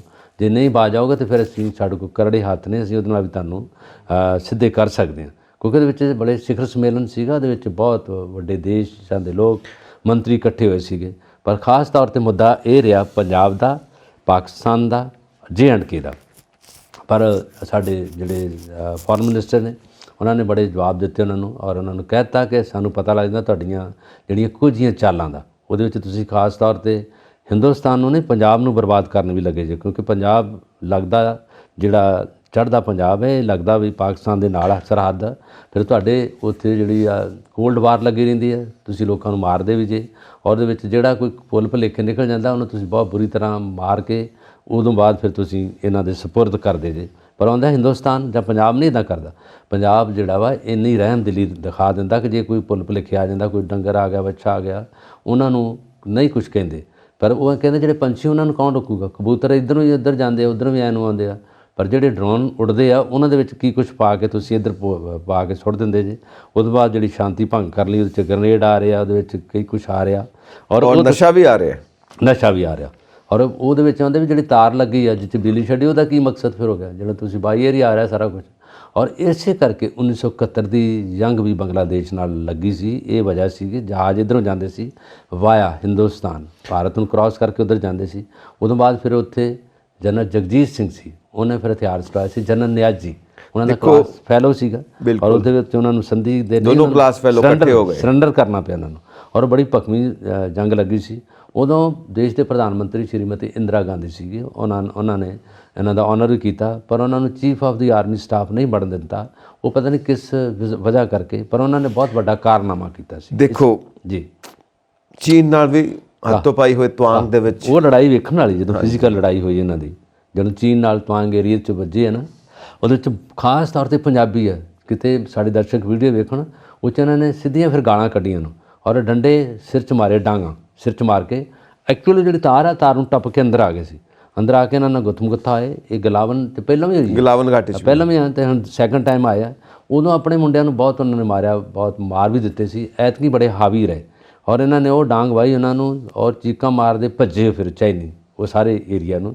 ਐਕਚੁਅਲੀ ਇਹ 1962 ਦਾ ਜਿਹੜਾ ਏਰੀਆ ਸੀ, ਵੰਡ ਵੰਡਾਈ ਹੋਈ ਨਾ, ਉਦੋਂ ਇਹਨਾਂ ਨੇ ਇਹਨਾਂ ਨੂੰ ਜ਼ਮੀਨ ਤਾਂ ਦੇ ਦਿੱਤੀ ਸੀ, ਪਰ ਚਾਈਨਾ ਵਾਲੇ ਕਹਿੰਦੇ ਸੀ ਵੀ ਅਸੀਂ ਜਿੱਥੇ ਜਿੱਥੇ ਹਾਲਾ ਬੋਲ ਕੇ ਲਈ ਆ, ਹਮਲਾ ਕਰਕੇ, ਉਹ ਜਗ੍ਹਾ ਸਾਡੀ ਹੈ, ਅਸੀਂ ਉਹਨਾਂ ਨੂੰ ਛੱਡਾਂਗੇ ਨਹੀਂ।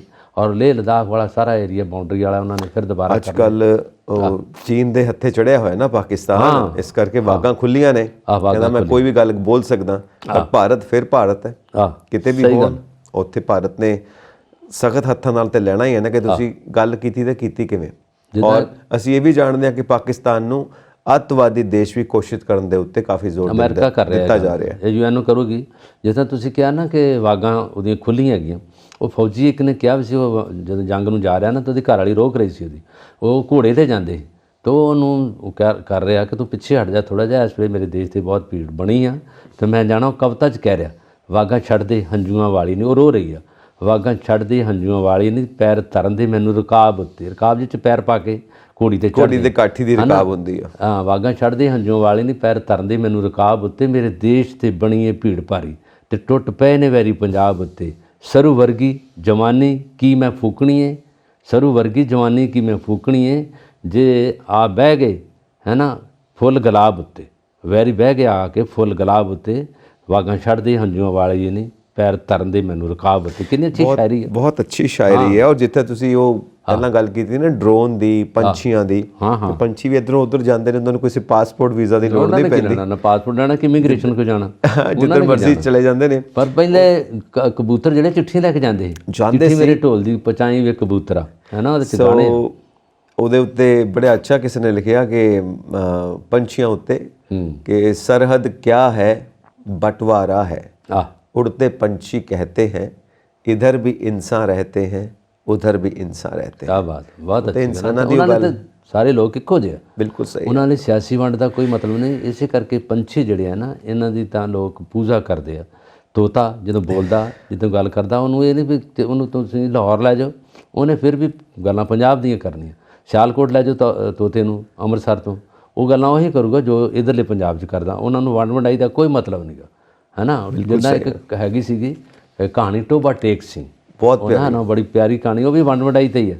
ਉਹਨੂੰ ਪਤਾ ਨਹੀਂ ਲੱਗਦਾ ਕਿ ਮੈਂ ਕਿੱਧਰ ਹਾਂ, ਕਿਸ ਰੁੱਖ 'ਤੇ ਚੜ੍ਹਾਂ। ਐਕਚੁਅਲੀ ਉਹ ਕੀ ਹੈ ਕਿ ਦਿਖਾਇਆ ਗਿਆ ਕਿ ਇੱਕ ਮੈਂਟਲ ਹਸਪੀਟਲ ਹੈ, ਪਾਗਲਖਾਨਾ ਹੈ, ਔਰ ਦੇਸ਼ ਦਾ ਬਟਵਾਰਾ ਹੋ ਗਿਆ। ਉਹਨੂੰ ਪਾਗਲਖਾਨੇ ਦੇ ਵਿੱਚ ਜਿਹੜੇ ਪਾਗਲ ਨੇ ਉਹਨਾਂ ਦਾ ਕੀ ਕਰੀਏ, ਕਿੱਧਰ ਪਹੁੰਚਾਈਏ, ਪਤਾ ਹੀ ਨਹੀਂ ਲੱਗਦਾ ਪਿਆ। ਉਹ ਏਰੀਆ ਵਾ ਟੋਬਾ ਟੇਕ ਸਿੰਘ ਏਰੀਆ ਹੈ। ਹਸਨ ਮੰਟੋ ਦੀ ਲਿਖੀ ਕਹਾਣੀ ਹੈ, ਉਹ ਵੀ ਪਾਕਿਸਤਾਨ ਦੇ ਮੁਸਲਮ ਸੀਗੇ, ਉਹਨਾਂ ਦਾ ਜੰਮਣ ਪੁਆਇੰਟ ਇਹੀ ਹੈ ਪੰਜਾਬ, ਸਮਰਾਲਾ ਦੇ ਨੇੜੇ ਉਹਨਾਂ ਦਾ ਪਿੰਡ। ਉਹਦੇ ਵਿੱਚ ਇੱਕ ਬੜਾ ਵਧੀਆ ਕਰੈਕਟਰ ਹੈ ਜਿਹਦੀ ਆਖਿਰ 'ਚ ਆ ਕੇ ਡੈਥ ਹੁੰਦੀ ਹੈ ਨੋ ਮੈਨਸ ਲੈਂਡ ਦੇ ਉੱਤੇ।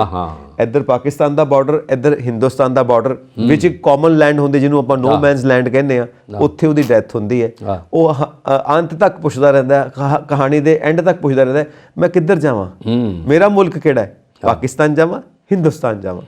ਉੱਥੇ ਉਹਦੀ ਨੋ ਮੈਨਸ ਲੈਂਡ ਦੇ ਉੱਤੇ ਡੈਥ ਹੁੰਦੀ ਹੈ ਕਿ ਮੈਂ ਕਿਸੇ ਮੁਲਕ ਦਾ ਨਹੀਂ, ਮੈਨੂੰ ਕੋਈ ਵੀ ਮੁਲਕ ਨਹੀਂ ਸਵੀਕਾਰ ਕਰ ਰਿਹਾ। ਪਾਕਿਸਤਾਨ ਮੈਨੂੰ ਧੱਕੇ ਮਾਰਦਾ, ਜਾਓ ਭਾਰਤ, ਭਾਰਤ ਮੈਨੂੰ ਧੱਕੇ ਮਾਰਦਾ, ਜਾਓ ਪਾਕਿਸਤਾਨ।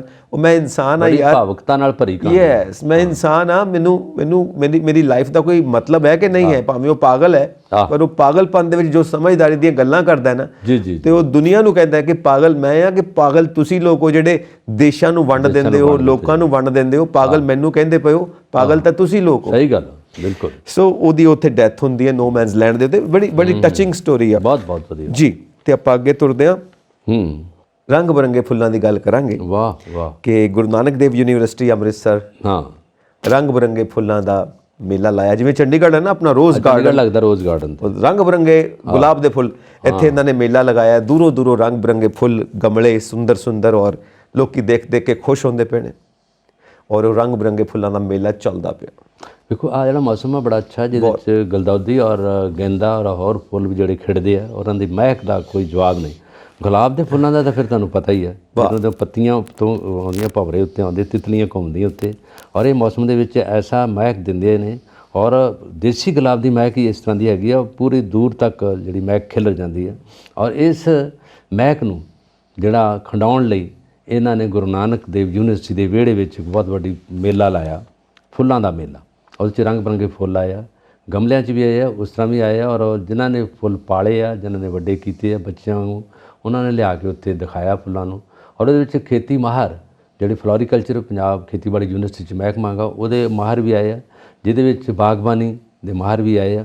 ਉਹਨਾਂ ਨੇ ਫੁੱਲਾਂ ਨੂੰ ਪੈਦਾ ਕਰਨ ਦੇ ਨੁਕਤੇ ਵੀ ਦੱਸੇ ਆ। ਔਰ ਉਹਦੇ ਵਿੱਚ ਬਾਕੀ ਜਿਹੜੇ ਸਟੂਡੈਂਟਸ ਆ, ਜਿਹੜੇ ਡਿਪਾਰਟਮੈਂਟ ਨਾਲ ਰਿਲੇਟਡ ਆ, ਉਹਨਾਂ ਨੇ ਬੜੀ ਉਹਨਾਂ ਦਾ ਵੈਲਕਮ ਕੀਤਾ। ਔਰ ਮੇਰਾ ਖਿਆਲ ਆ ਕੋਈ ਸਾਰੀ ਯੂਨੀਵਰਸਿਟੀ ਕਿੰਨੇ ਏਕੜ 'ਚ ਜਿਹੜੀ ਯੂਨੀਵਰਸਿਟੀ ਬਣੀ ਹੈ, ਸਾਰੀ ਯੂਨੀਵਰਸਿਟੀ 'ਚ ਮਹਿਕ ਖਿਲ ਰਹੀ ਹੈ। ਔਰ ਲੋਕਾਂ ਨੇ ਇਹਦਾ ਬੜੀ ਪ੍ਰਸ਼ੰਸਾ ਕੀਤੀ ਹੈ ਕਿ ਇਸ ਤਰ੍ਹਾਂ ਦੇ ਮੇਲੇ ਲੱਗਣੇ ਚਾਹੀਦੇ ਹੈ। ਔਰ ਅੱਗੇ ਮੇਲੇ ਤਾਂ ਲੱਗਦੇ ਨਾ ਪਿੰਡਾਂ 'ਚ, ਜਿਹਦੇ ਵਿੱਚ ਪੁਰਾਣੇ ਮਕਬਰੇ ਆ ਜਾਂ ਉਹਨਾਂ ਦੀਆਂ ਸਮਾਧਾਵਾਂ, ਜਿਹਦੇ ਵਿੱਚ ਪੀਰ ਪੈਗੰਬਰਾਂ ਦੇ, ਪਰ ਇਹ ਮੇਲੇ ਨੂੰ ਇੱਕ ਵੱਡੀ ਵਿਲੱਖਣਤਾ ਦਿੱਤੀ ਇਹਨਾਂ ਨੇ ਕਿ ਜਿਹਦੇ ਵਿੱਚ ਫੁੱਲਾਂ ਨੂੰ ਲਿਆ ਕੇ ਪੇਸ਼ ਕੀਤਾ। ਫੁੱਲਾਂ ਵਿੱਚ ਵੀ ਜਾਨ, ਫੁੱਲ ਪੱਤੀਆਂ ਜਦੋਂ ਖਿਲਰ ਜਾਂਦੀਆਂ ਜਾਂ ਮੁਰਝਾ ਜਾਂਦੇ ਆ ਤਾਂ ਲੱਗਦਾ ਕਿ ਤੁਹਾਡੇ ਚਿਹਰੇ ਵੀ ਮੁਰਝਾ ਜਾਂਦੇ ਉਸੇ ਵੇਲੇ। ਜਦੋਂ ਬੰਦਾ ਬਹੁਤ ਖਨਾ ਜਿਹਾ ਉਦਾਸ ਹੁੰਦਾ ਨਾ, ਉਦਾਸੀ ਦੇ ਆਲਮ ਚਲੇ ਜਾਂਦਾ, ਉਹਦਾ ਜੀ ਕਰਦਾ ਕਿ ਮੇਰਾ ਹੁਣ ਮਨ ਖੁਸ਼ ਹੋਵੇ, ਮੈਂ ਹੁਣ ਜਾਵਾਂ ਅਤੇ ਕਿੱਥੇ ਜਾਵਾਂ। ਉਹ ਇੱਧਰ ਉੱਧਰ ਅੱਕੀ ਭਲਾ ਹੀ ਹੱਥ ਮਾਰਦਾ। ਫਿਰ ਉਹਨੂੰ ਕੋਈ ਸਿਆਣਾ ਦੱਸਦਾ ਕਿ ਜੇ ਜਾਣਾ ਤਾਂ ਜਾਓ ਫੁੱਲਾਂ ਦੇ ਬਾਗ 'ਚ ਜਾਓ, ਜਿੱਥੇ ਕੋਇਲ ਬੋਲ ਰਹੀ ਆ, ਭੰਵਰੇ ਦੀ ਆਵਾਜ਼ ਆ ਰਹੀ ਆ। ਤੁਸੀਂ ਉਹਨਾਂ ਫੁੱਲਾਂ 'ਚ ਜਾ ਕੇ ਮਹਿਕ ਨੂੰ ਸੁਣੋ, ਵੇਖੋ ਉਹਨਾਂ ਦੀ, ਔਰ ਮਹਿਕ ਨੂੰ ਸੁੰਘੋ। ਫਿਰ ਤੁਹਾਡਾ ਜਿਹੜਾ ਦਿਮਾਗ ਤਰੋ ਤਾਜ਼ਾ ਹੋ ਜਾਊਗਾ, ਫਰੈਸ਼ਨੈਸ ਆ ਜਾਊ। ਬਿਲਕੁਲ ਸਹੀ ਗੱਲ ਹੈ। ਇੱਕ ਨਾ ਫੁੱਲ ਉੱਗਿਆ ਹੋਇਆ ਜੰਗਲ ਦੇ ਵਿੱਚ, ਇੱਕ ਛੋਟੀ ਜਿਹੀ ਕਹਾਣੀ ਹੈ। ਫੁੱਲ ਉੱਗਿਆ ਹੋਇਆ ਜੰਗਲ ਦੇ ਵਿੱਚ, ਇਕੱਲਾ ਹੀ ਹੈ, ਬੜਾ ਟੱਪਦਾ ਹਵਾ 'ਚ, ਐਨ ਡਾਂਸ ਕਰਦਾ, ਖੁਸ਼ਬੂਆਂ ਵੰਡਦਾ, ਬੜਾ ਸੋਹਣਾ ਸੁਨੱਖਾ, ਖੁਸ਼, ਪੂਰਾ ਖੁਸ਼। ਇੱਕ ਬੰਦਾ ਵੈਸੇ ਹੀ ਉੱਧਰੋਂ ਨਿਕਲਿਆ, ਉਹਨੇ ਫੁੱਲ ਨੂੰ ਦੇਖਿਆ, ਬੜਾ ਖੁਸ਼, ਕਹਿੰਦਾ ਗੱਲ ਸੁਣ ਯਾਰ, ਮੈਂ ਤਾਂ ਚਲੋ ਐਵੇਂ ਕਿਸੇ ਕਾਰਨ ਇੱਥੋਂ ਲੰਘ ਗਿਆ, ਇਹ ਕੋਈ ਲਾਂਘਾ ਤੇ ਹੈ ਨਹੀਂ, ਇੱਥੇ ਤੇ ਕੋਈ ਆਉਂਦਾ ਜਾਂਦਾ ਹੀ ਨਹੀਂ, ਤੂੰ ਇਕੱਲਾ ਹੀ ਹੈ ਤੇ ਤੂੰ ਖੜਿਆ ਹੋਇਆ ਹੈ, ਖੁਸ਼ ਟੱਪੀ ਜਾਂਦਾ, ਖੁਸ਼ਬੂਆਂ ਵੰਡਦਾ ਪਿਆ, ਕਿਹਦੇ ਵਾਸਤੇ? ਕੱਲਾ ਤਾਂ ਤੂੰ ਹੈਗਾ, ਕਿਹਦੇ ਵਾਸਤੇ ਖੁਸ਼ ਹੈ? ਤੈਨੂੰ ਕਾਹਦਾ ਚਾਅ ਚੜਿਆ ਹੋਇਆ? ਕਹਿੰਦਾ ਮੈਂ ਲੋਕਾਂ ਨੂੰ ਦਿਖਾਉਣ ਵਾਸਤੇ ਖੁਸ਼ ਨਹੀਂ ਹੁੰਦਾ, ਇਹ ਮੇਰਾ ਸੁਭਾਅ ਹੈ, ਮੈਂ ਆਪਣੇ ਆਪ 'ਚ ਖੁਸ਼ ਹਾਂ, ਆਪਣੇ ਆਪ 'ਚ ਮਸਤ ਹਾਂ, ਮੈਂ ਖੁਸ਼ਬੂਆਂ ਵੰਡਦਾ, ਕੋਈ ਦੇਖੇ ਨਾ ਦੇਖੇ, ਕੋਈ ਖੁਸ਼ਬੂ ਦੀ ਸੁਗੰਧ ਲਵੇ ਨਾ ਲਵੇ, ਮੈਂ ਮੇਰਾ ਕੰਮ ਕਰੀ ਜਾਂਦਾ। ਤਾਂ ਬੰਦੇ ਨੂੰ ਵੀ ਉੱਦਾਂ ਹੋਣਾ ਚਾਹੀਦਾ, ਦੂਜੇ ਨੂੰ ਦਿਖਾਉਣ ਵਾਸਤੇ ਨਹੀਂ ਖੁਸ਼ ਹੋਣਾ, ਆਪਣੇ ਆਪ 'ਚ ਖੁਸ਼ ਹੋਵੇ, ਆਪਣੇ ਆਪ 'ਚ ਮਹਿਕਾ ਵੰਡੇ। ਬਾਕੀ ਜੋ ਲੋਕ ਉਹਨੂੰ ਰਿਸਪੌਂਸ ਦਿੰਦੇ ਨੇ ਉਹਨਾਂ ਦੀ ਮਰਜ਼ੀ, ਅਸੀਂ ਆਪਣਾ ਕੰਮ ਕਰਦੇ ਪਏ ਹਾਂ।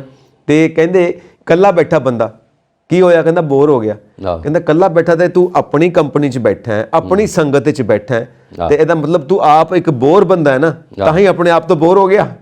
ਜੇ ਤੂੰ ਆਪਣੇ ਆਪ ਤੋਂ ਖੁਸ਼ ਹੈ, ਇਹਦਾ ਮਤਲਬ ਤੂੰ ਇੱਕ ਵਧੀਆ ਬੰਦਾ ਹੈ, ਤੂੰ ਨੇਕ ਬੰਦਾ ਹੈ, ਆਪਣੇ ਆਪ ਤੋਂ ਖੁਸ਼ ਹੈ। ਇਕੱਲਾ ਬੰਦਾ ਬੋਰ ਨਹੀਂ ਹੁੰਦਾ, ਤੇ ਇਕੱਲਾ ਬੰਦਾ ਖੁਸ਼ ਰਹਿੰਦਾ ਤੇ ਉਹ ਬਾਕੀਆਂ ਨੂੰ ਵੀ ਖੁਸ਼ ਰੱਖ ਸਕਦਾ। ਇਹਦਾ ਮਤਲਬ ਇਹ ਹੈ ਕਿ ਜਿਹੜਾ ਇਕੱਲਾ ਖੁਸ਼ ਰਹਿਣਾ ਜਾਣਦਾ ਨਾ, ਤਾਂ ਹੀ ਉਹ ਲੋਕਾਂ ਨੂੰ ਖੁਸ਼ੀਆਂ ਵੰਡ ਸਕਦਾ, ਲੋਕਾਂ ਨੂੰ ਮਹਿਕਾਂ ਵੰਡ ਸਕਦਾ। ਉਸ ਫੁੱਲ ਵਾਕਣ ਉਹ ਵੀ ਇਕੱਲਾ ਲੈ ਕੇ ਖੁਸ਼ ਆ, ਤੇ ਬੰਦਾ ਵੀ ਇਕੱਲਾ ਰਹਿ ਕੇ ਖੁਸ਼ ਹੋਣਾ ਚਾਹੀਦਾ। ਇੱਕ ਗੱਲ ਹੈਗੀ ਕਿ ਜਦੋਂ ਬਹਾਰ ਨਹੀਂ ਹੁੰਦੀ ਨਾ, ਉਹਨੂੰ ਖਜ਼ਾਨ ਕਹਿੰਦੇ ਆ। ਹਾਂਜੀ, ਜਦੋਂ ਪੱਤੇ ਝੜ ਜਾਂਦੇ ਆ ਔਰ ਫੁੱਲ ਬੂਟੇ ਰੁੰਡ ਮਰੁੰਡ ਹੋ ਜਾਂਦੇ ਆ, ਫਿਰ ਬਹਾਰ ਆਉਂਦੀ ਆ। ਜਦੋਂ ਬਹਾਰ ਆਉਂਦੀ ਹੈ ਫਿਰ ਫੁੱਲ ਖਿੜਦੀ ਹੈ, ਬਲੂਮਿੰਗ ਸਟੇਜ 'ਤੇ ਹੁੰਦੇ ਆ, ਪੱਤੀਆਂ ਖਿੜ ਜਾਂਦੀਆਂ।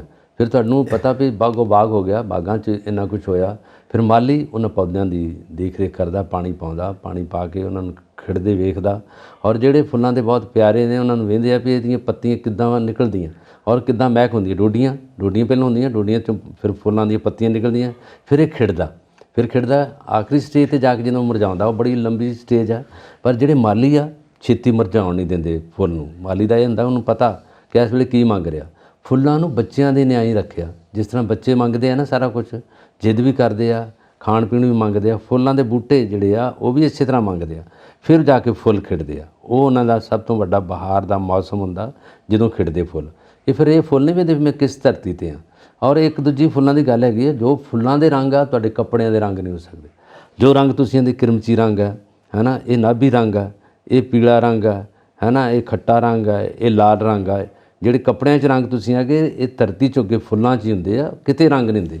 ਇਹ ਕੁਦਰਤ ਦੀ ਝੋਲੀ 'ਚ ਆ, ਇਹ ਰੰਗ ਉੱਥੋਂ ਤੁਸੀਂ ਦੇਖ ਸਕਦੇ ਜੀ। ਤੁਹਾਡੀ ਅੱਖ ਉਦੋਂ ਪਛਾਣ ਜਾਊਗੀ ਕਿ ਵਾਕਿਆ ਇਹ ਕੁਦਰਤ ਦੀ ਝੋਲੀ 'ਚੋਂ ਨਿਕਲ ਕੇ ਇਹ ਰੰਗ ਆ, ਤੁਹਾਡੇ ਕੱਪੜਿਆਂ ਦਾ ਰੰਗ ਨਹੀਂ ਹੋਗਾ।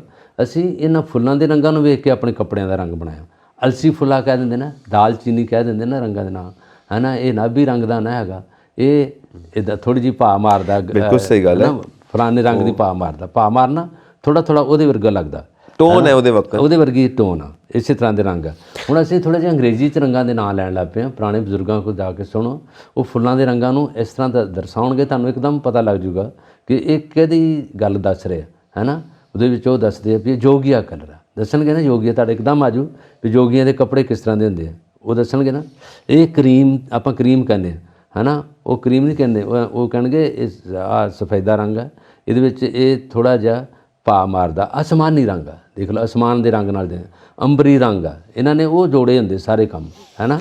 ਅਲਸੀ ਫੁੱਲਾ ਤੁਹਾਨੂੰ ਦੱਸਿਆ ਹੀ ਹੈ ਨਾ, ਉਹ ਇਹ ਰੰਗ ਜਿਹੜੇ ਹੁੰਦੇ ਸੀ ਕਪਾਹੀ ਫੁੱਲਾ, ਕਪਾਹ ਦੇ ਫੁੱਲ ਵਰਗਾ, ਇਹ ਰੰਗਾਂ ਦੀ ਬਿਲਕੁਲ ਵਿਦਿਆ ਸੀ ਲੋਕਾਂ ਦੇ ਕੋਲ। ਬਹੁਤ ਵਧੀਆ, ਕਹਿੰਦਾ ਕਿ ਉਹ ਫੁੱਲ ਦੇਖ ਕੇ ਮੇਰਾ ਦਿਲ ਬਾਗੋ ਬਾਗ ਹੋ ਗਿਆ, ਉਹ ਅੰਗਰੇਜ਼ੀ 'ਚ ਕਹਿੰਦਾ ਮੇਰਾ ਦਿਲ ਗਾਰਡਨ ਹੋ ਗਿਆ, ਸੋ ਇਹ ਹੈ ਕਿ ਗਾਣੇ ਵੀ ਆਨੇ, ਫੁੱਲਾਂ ਦੀ ਬਹਾਰ ਰਾਤੀ ਆਇਓ ਨਾ, ਫੁੱਲ ਗਏ ਕਮਲਾ ਵਿਰਾਤੀ ਆਇਓ ਨਾ।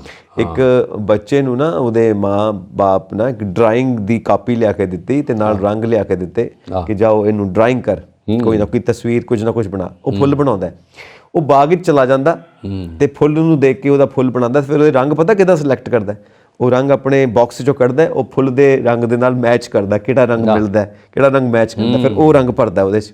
ਉਹ ਥਾਂ ਦੇ ਜਾ ਕੇ ਉੱਦਾਂ ਦੇ ਫੁੱਲ ਬਣਾਉਂਦਾ, ਫਿਰ ਉਹਦੇ ਰੰਗ ਮੈਚ ਕਰਦਾ। ਉਹ ਮੈਨੂੰ ਸੀਨ ਬੜਾ ਵਧੀਆ ਲੱਗਾ ਕਿ ਦੇਖੋ ਬੱਚੇ ਨੂੰ ਕਿੰਨੀ ਸੋਝੀ ਹੈ, ਉਹ ਆਪਣੇ ਬਾਕਸ 'ਚੋਂ ਰੰਗ ਕੱਢ ਕੇ ਫੁੱਲਾਂ ਨਾਲ ਮੈਚ ਕਰਕੇ ਫਿਰ ਭਰਦਾ ਹੈ ਉਸ ਫੁੱਲ ਦੇ ਡਿਜ਼ਾਈਨ ਦੇ ਵਿੱਚ। ਸੋ ਇਹ ਬਹੁਤ ਵਧੀਆ ਲੱਗਦਾ। ਫਿਲਮੀ ਗਾਣੇ ਵਿੱਚ ਕभी खुशबू नहीं आ सकेगी कागज़ के फूलों में, ਕਾਗਜ਼ ਫੁੱਲਾਂ ਦਾ ਫੁੱਲ ਤਾਂ ਵੇਖਣ ਨੂੰ ਹੋਗਾ, ਪਰ ਅੱਜ ਕੱਲ੍ਹ ਸੜਕਾਂ 'ਤੇ ਜਾ ਕੇ ਵੇਖੋ ਕਾਗਜ਼ ਦੇ ਪਲਾਸਟਿਕ ਦੇ ਫੁੱਲ ਬਣੇ ਆ, ਪਰ ਉਹ ਨਹੀਂ ਫੁੱਲ, ਉਹ ਖੇੜਾ ਨਹੀਂ ਹੈਗਾ, ਜੋ ਕੁਦਰਤ ਦਾ ਖੇੜਾ ਹੈ। सच्चाई छुप नहीं सकती बनावट के असूलों से, खुशबू आ नहीं सकती कभी कागज़ के फूलों से। ਸੋ ਅਸੀਂ ਸੱਚਾਈ ਦੀ ਉਹ ਗੱਲ ਕਰਦੇ ਹਾਂ ਆਪਣੇ ਪਲੇਟਫਾਰਮ ਤੋਂ। ਆਪਾਂ ਕਿਸ਼ਤੀਆਂ ਬਣਾ ਕੇ ਪਾਣੀ 'ਚ ਨਿੱਕੇ ਹੁੰਦੇ ਰੋੜ ਦਿੰਦੇ ਨਾ ਨਾਲ, ਪਰ ਉਹ ਕਿਸ਼ਤੀ ਜਿਹੜੀ ਪੱਤਣਾਂ ਦੇ ਤਾਰੂ ਆ ਜਿਹੜੇ ਉੱਤੇ ਚੱਪਾ ਲਾ ਕੇ ਚਲਾਉਂਦੇ ਆ, ਉਹ ਜਿਹੜੀਆਂ ਕਿਸ਼ਤੀਆਂ ਬੇੜੀਆਂ ਉਹ ਵੱਖਰੀ ਤਰ੍ਹਾਂ ਦੀਆਂ, ਪਰ ਉਹਨਾਂ ਦੀ ਨਕਲ ਕਰਨ ਲਈ ਬੱਚੇ ਬਣਾ ਲੈਂਦੇ ਆ ਜਿਹੜੀਆਂ ਕਾਗਜ਼ ਦੀਆਂ ਕਿਸ਼ਤੀਆਂ, ਜਿੱਦਾਂ ਆਪਾਂ ਕਾਗਜ਼ ਦੇ ਹਵਾਈ ਜਹਾਜ਼ ਬਣਾ ਕੇ ਹਵਾ 'ਚ ਸੁੱਟਦੇ ਹਾਂ, ਉਹ ਚੀਜ਼ਾਂ। ਬਿਲਕੁਲ ਜਗਜੀਤ ਸਿੰਘ ਜੀ ਦੀ ਉਹ ਗਜ਼ਲ ਹੈ ਨਾ, ਇਹ ਦੌਲਤ ਵੀ ਲੈ ਲੋ, ਇਹ ਸ਼ੋਹਰਤ ਵੀ ਲੈ लो, भले छीन लो मुझसे मेरी जवानी, मगर मुझको लौटा दो बचपन का सावन, वो कागज की कश्ती, वो बारिश का पानी। ਦਰਸ਼ਨ ਫਾਕਿਰ ਸਾਹਿਬ ਨੇ ਲਿਖਿਆ ਹੈ, ਜਲੰਧਰ ਤੋਂ ਹੀ ਨੇ, ਉਹ ਵੀ ਬੜੀ ਖੂਬਸੂਰਤ ਕਵਿਤਾ ਲਿਖਦੇ ਨੇ।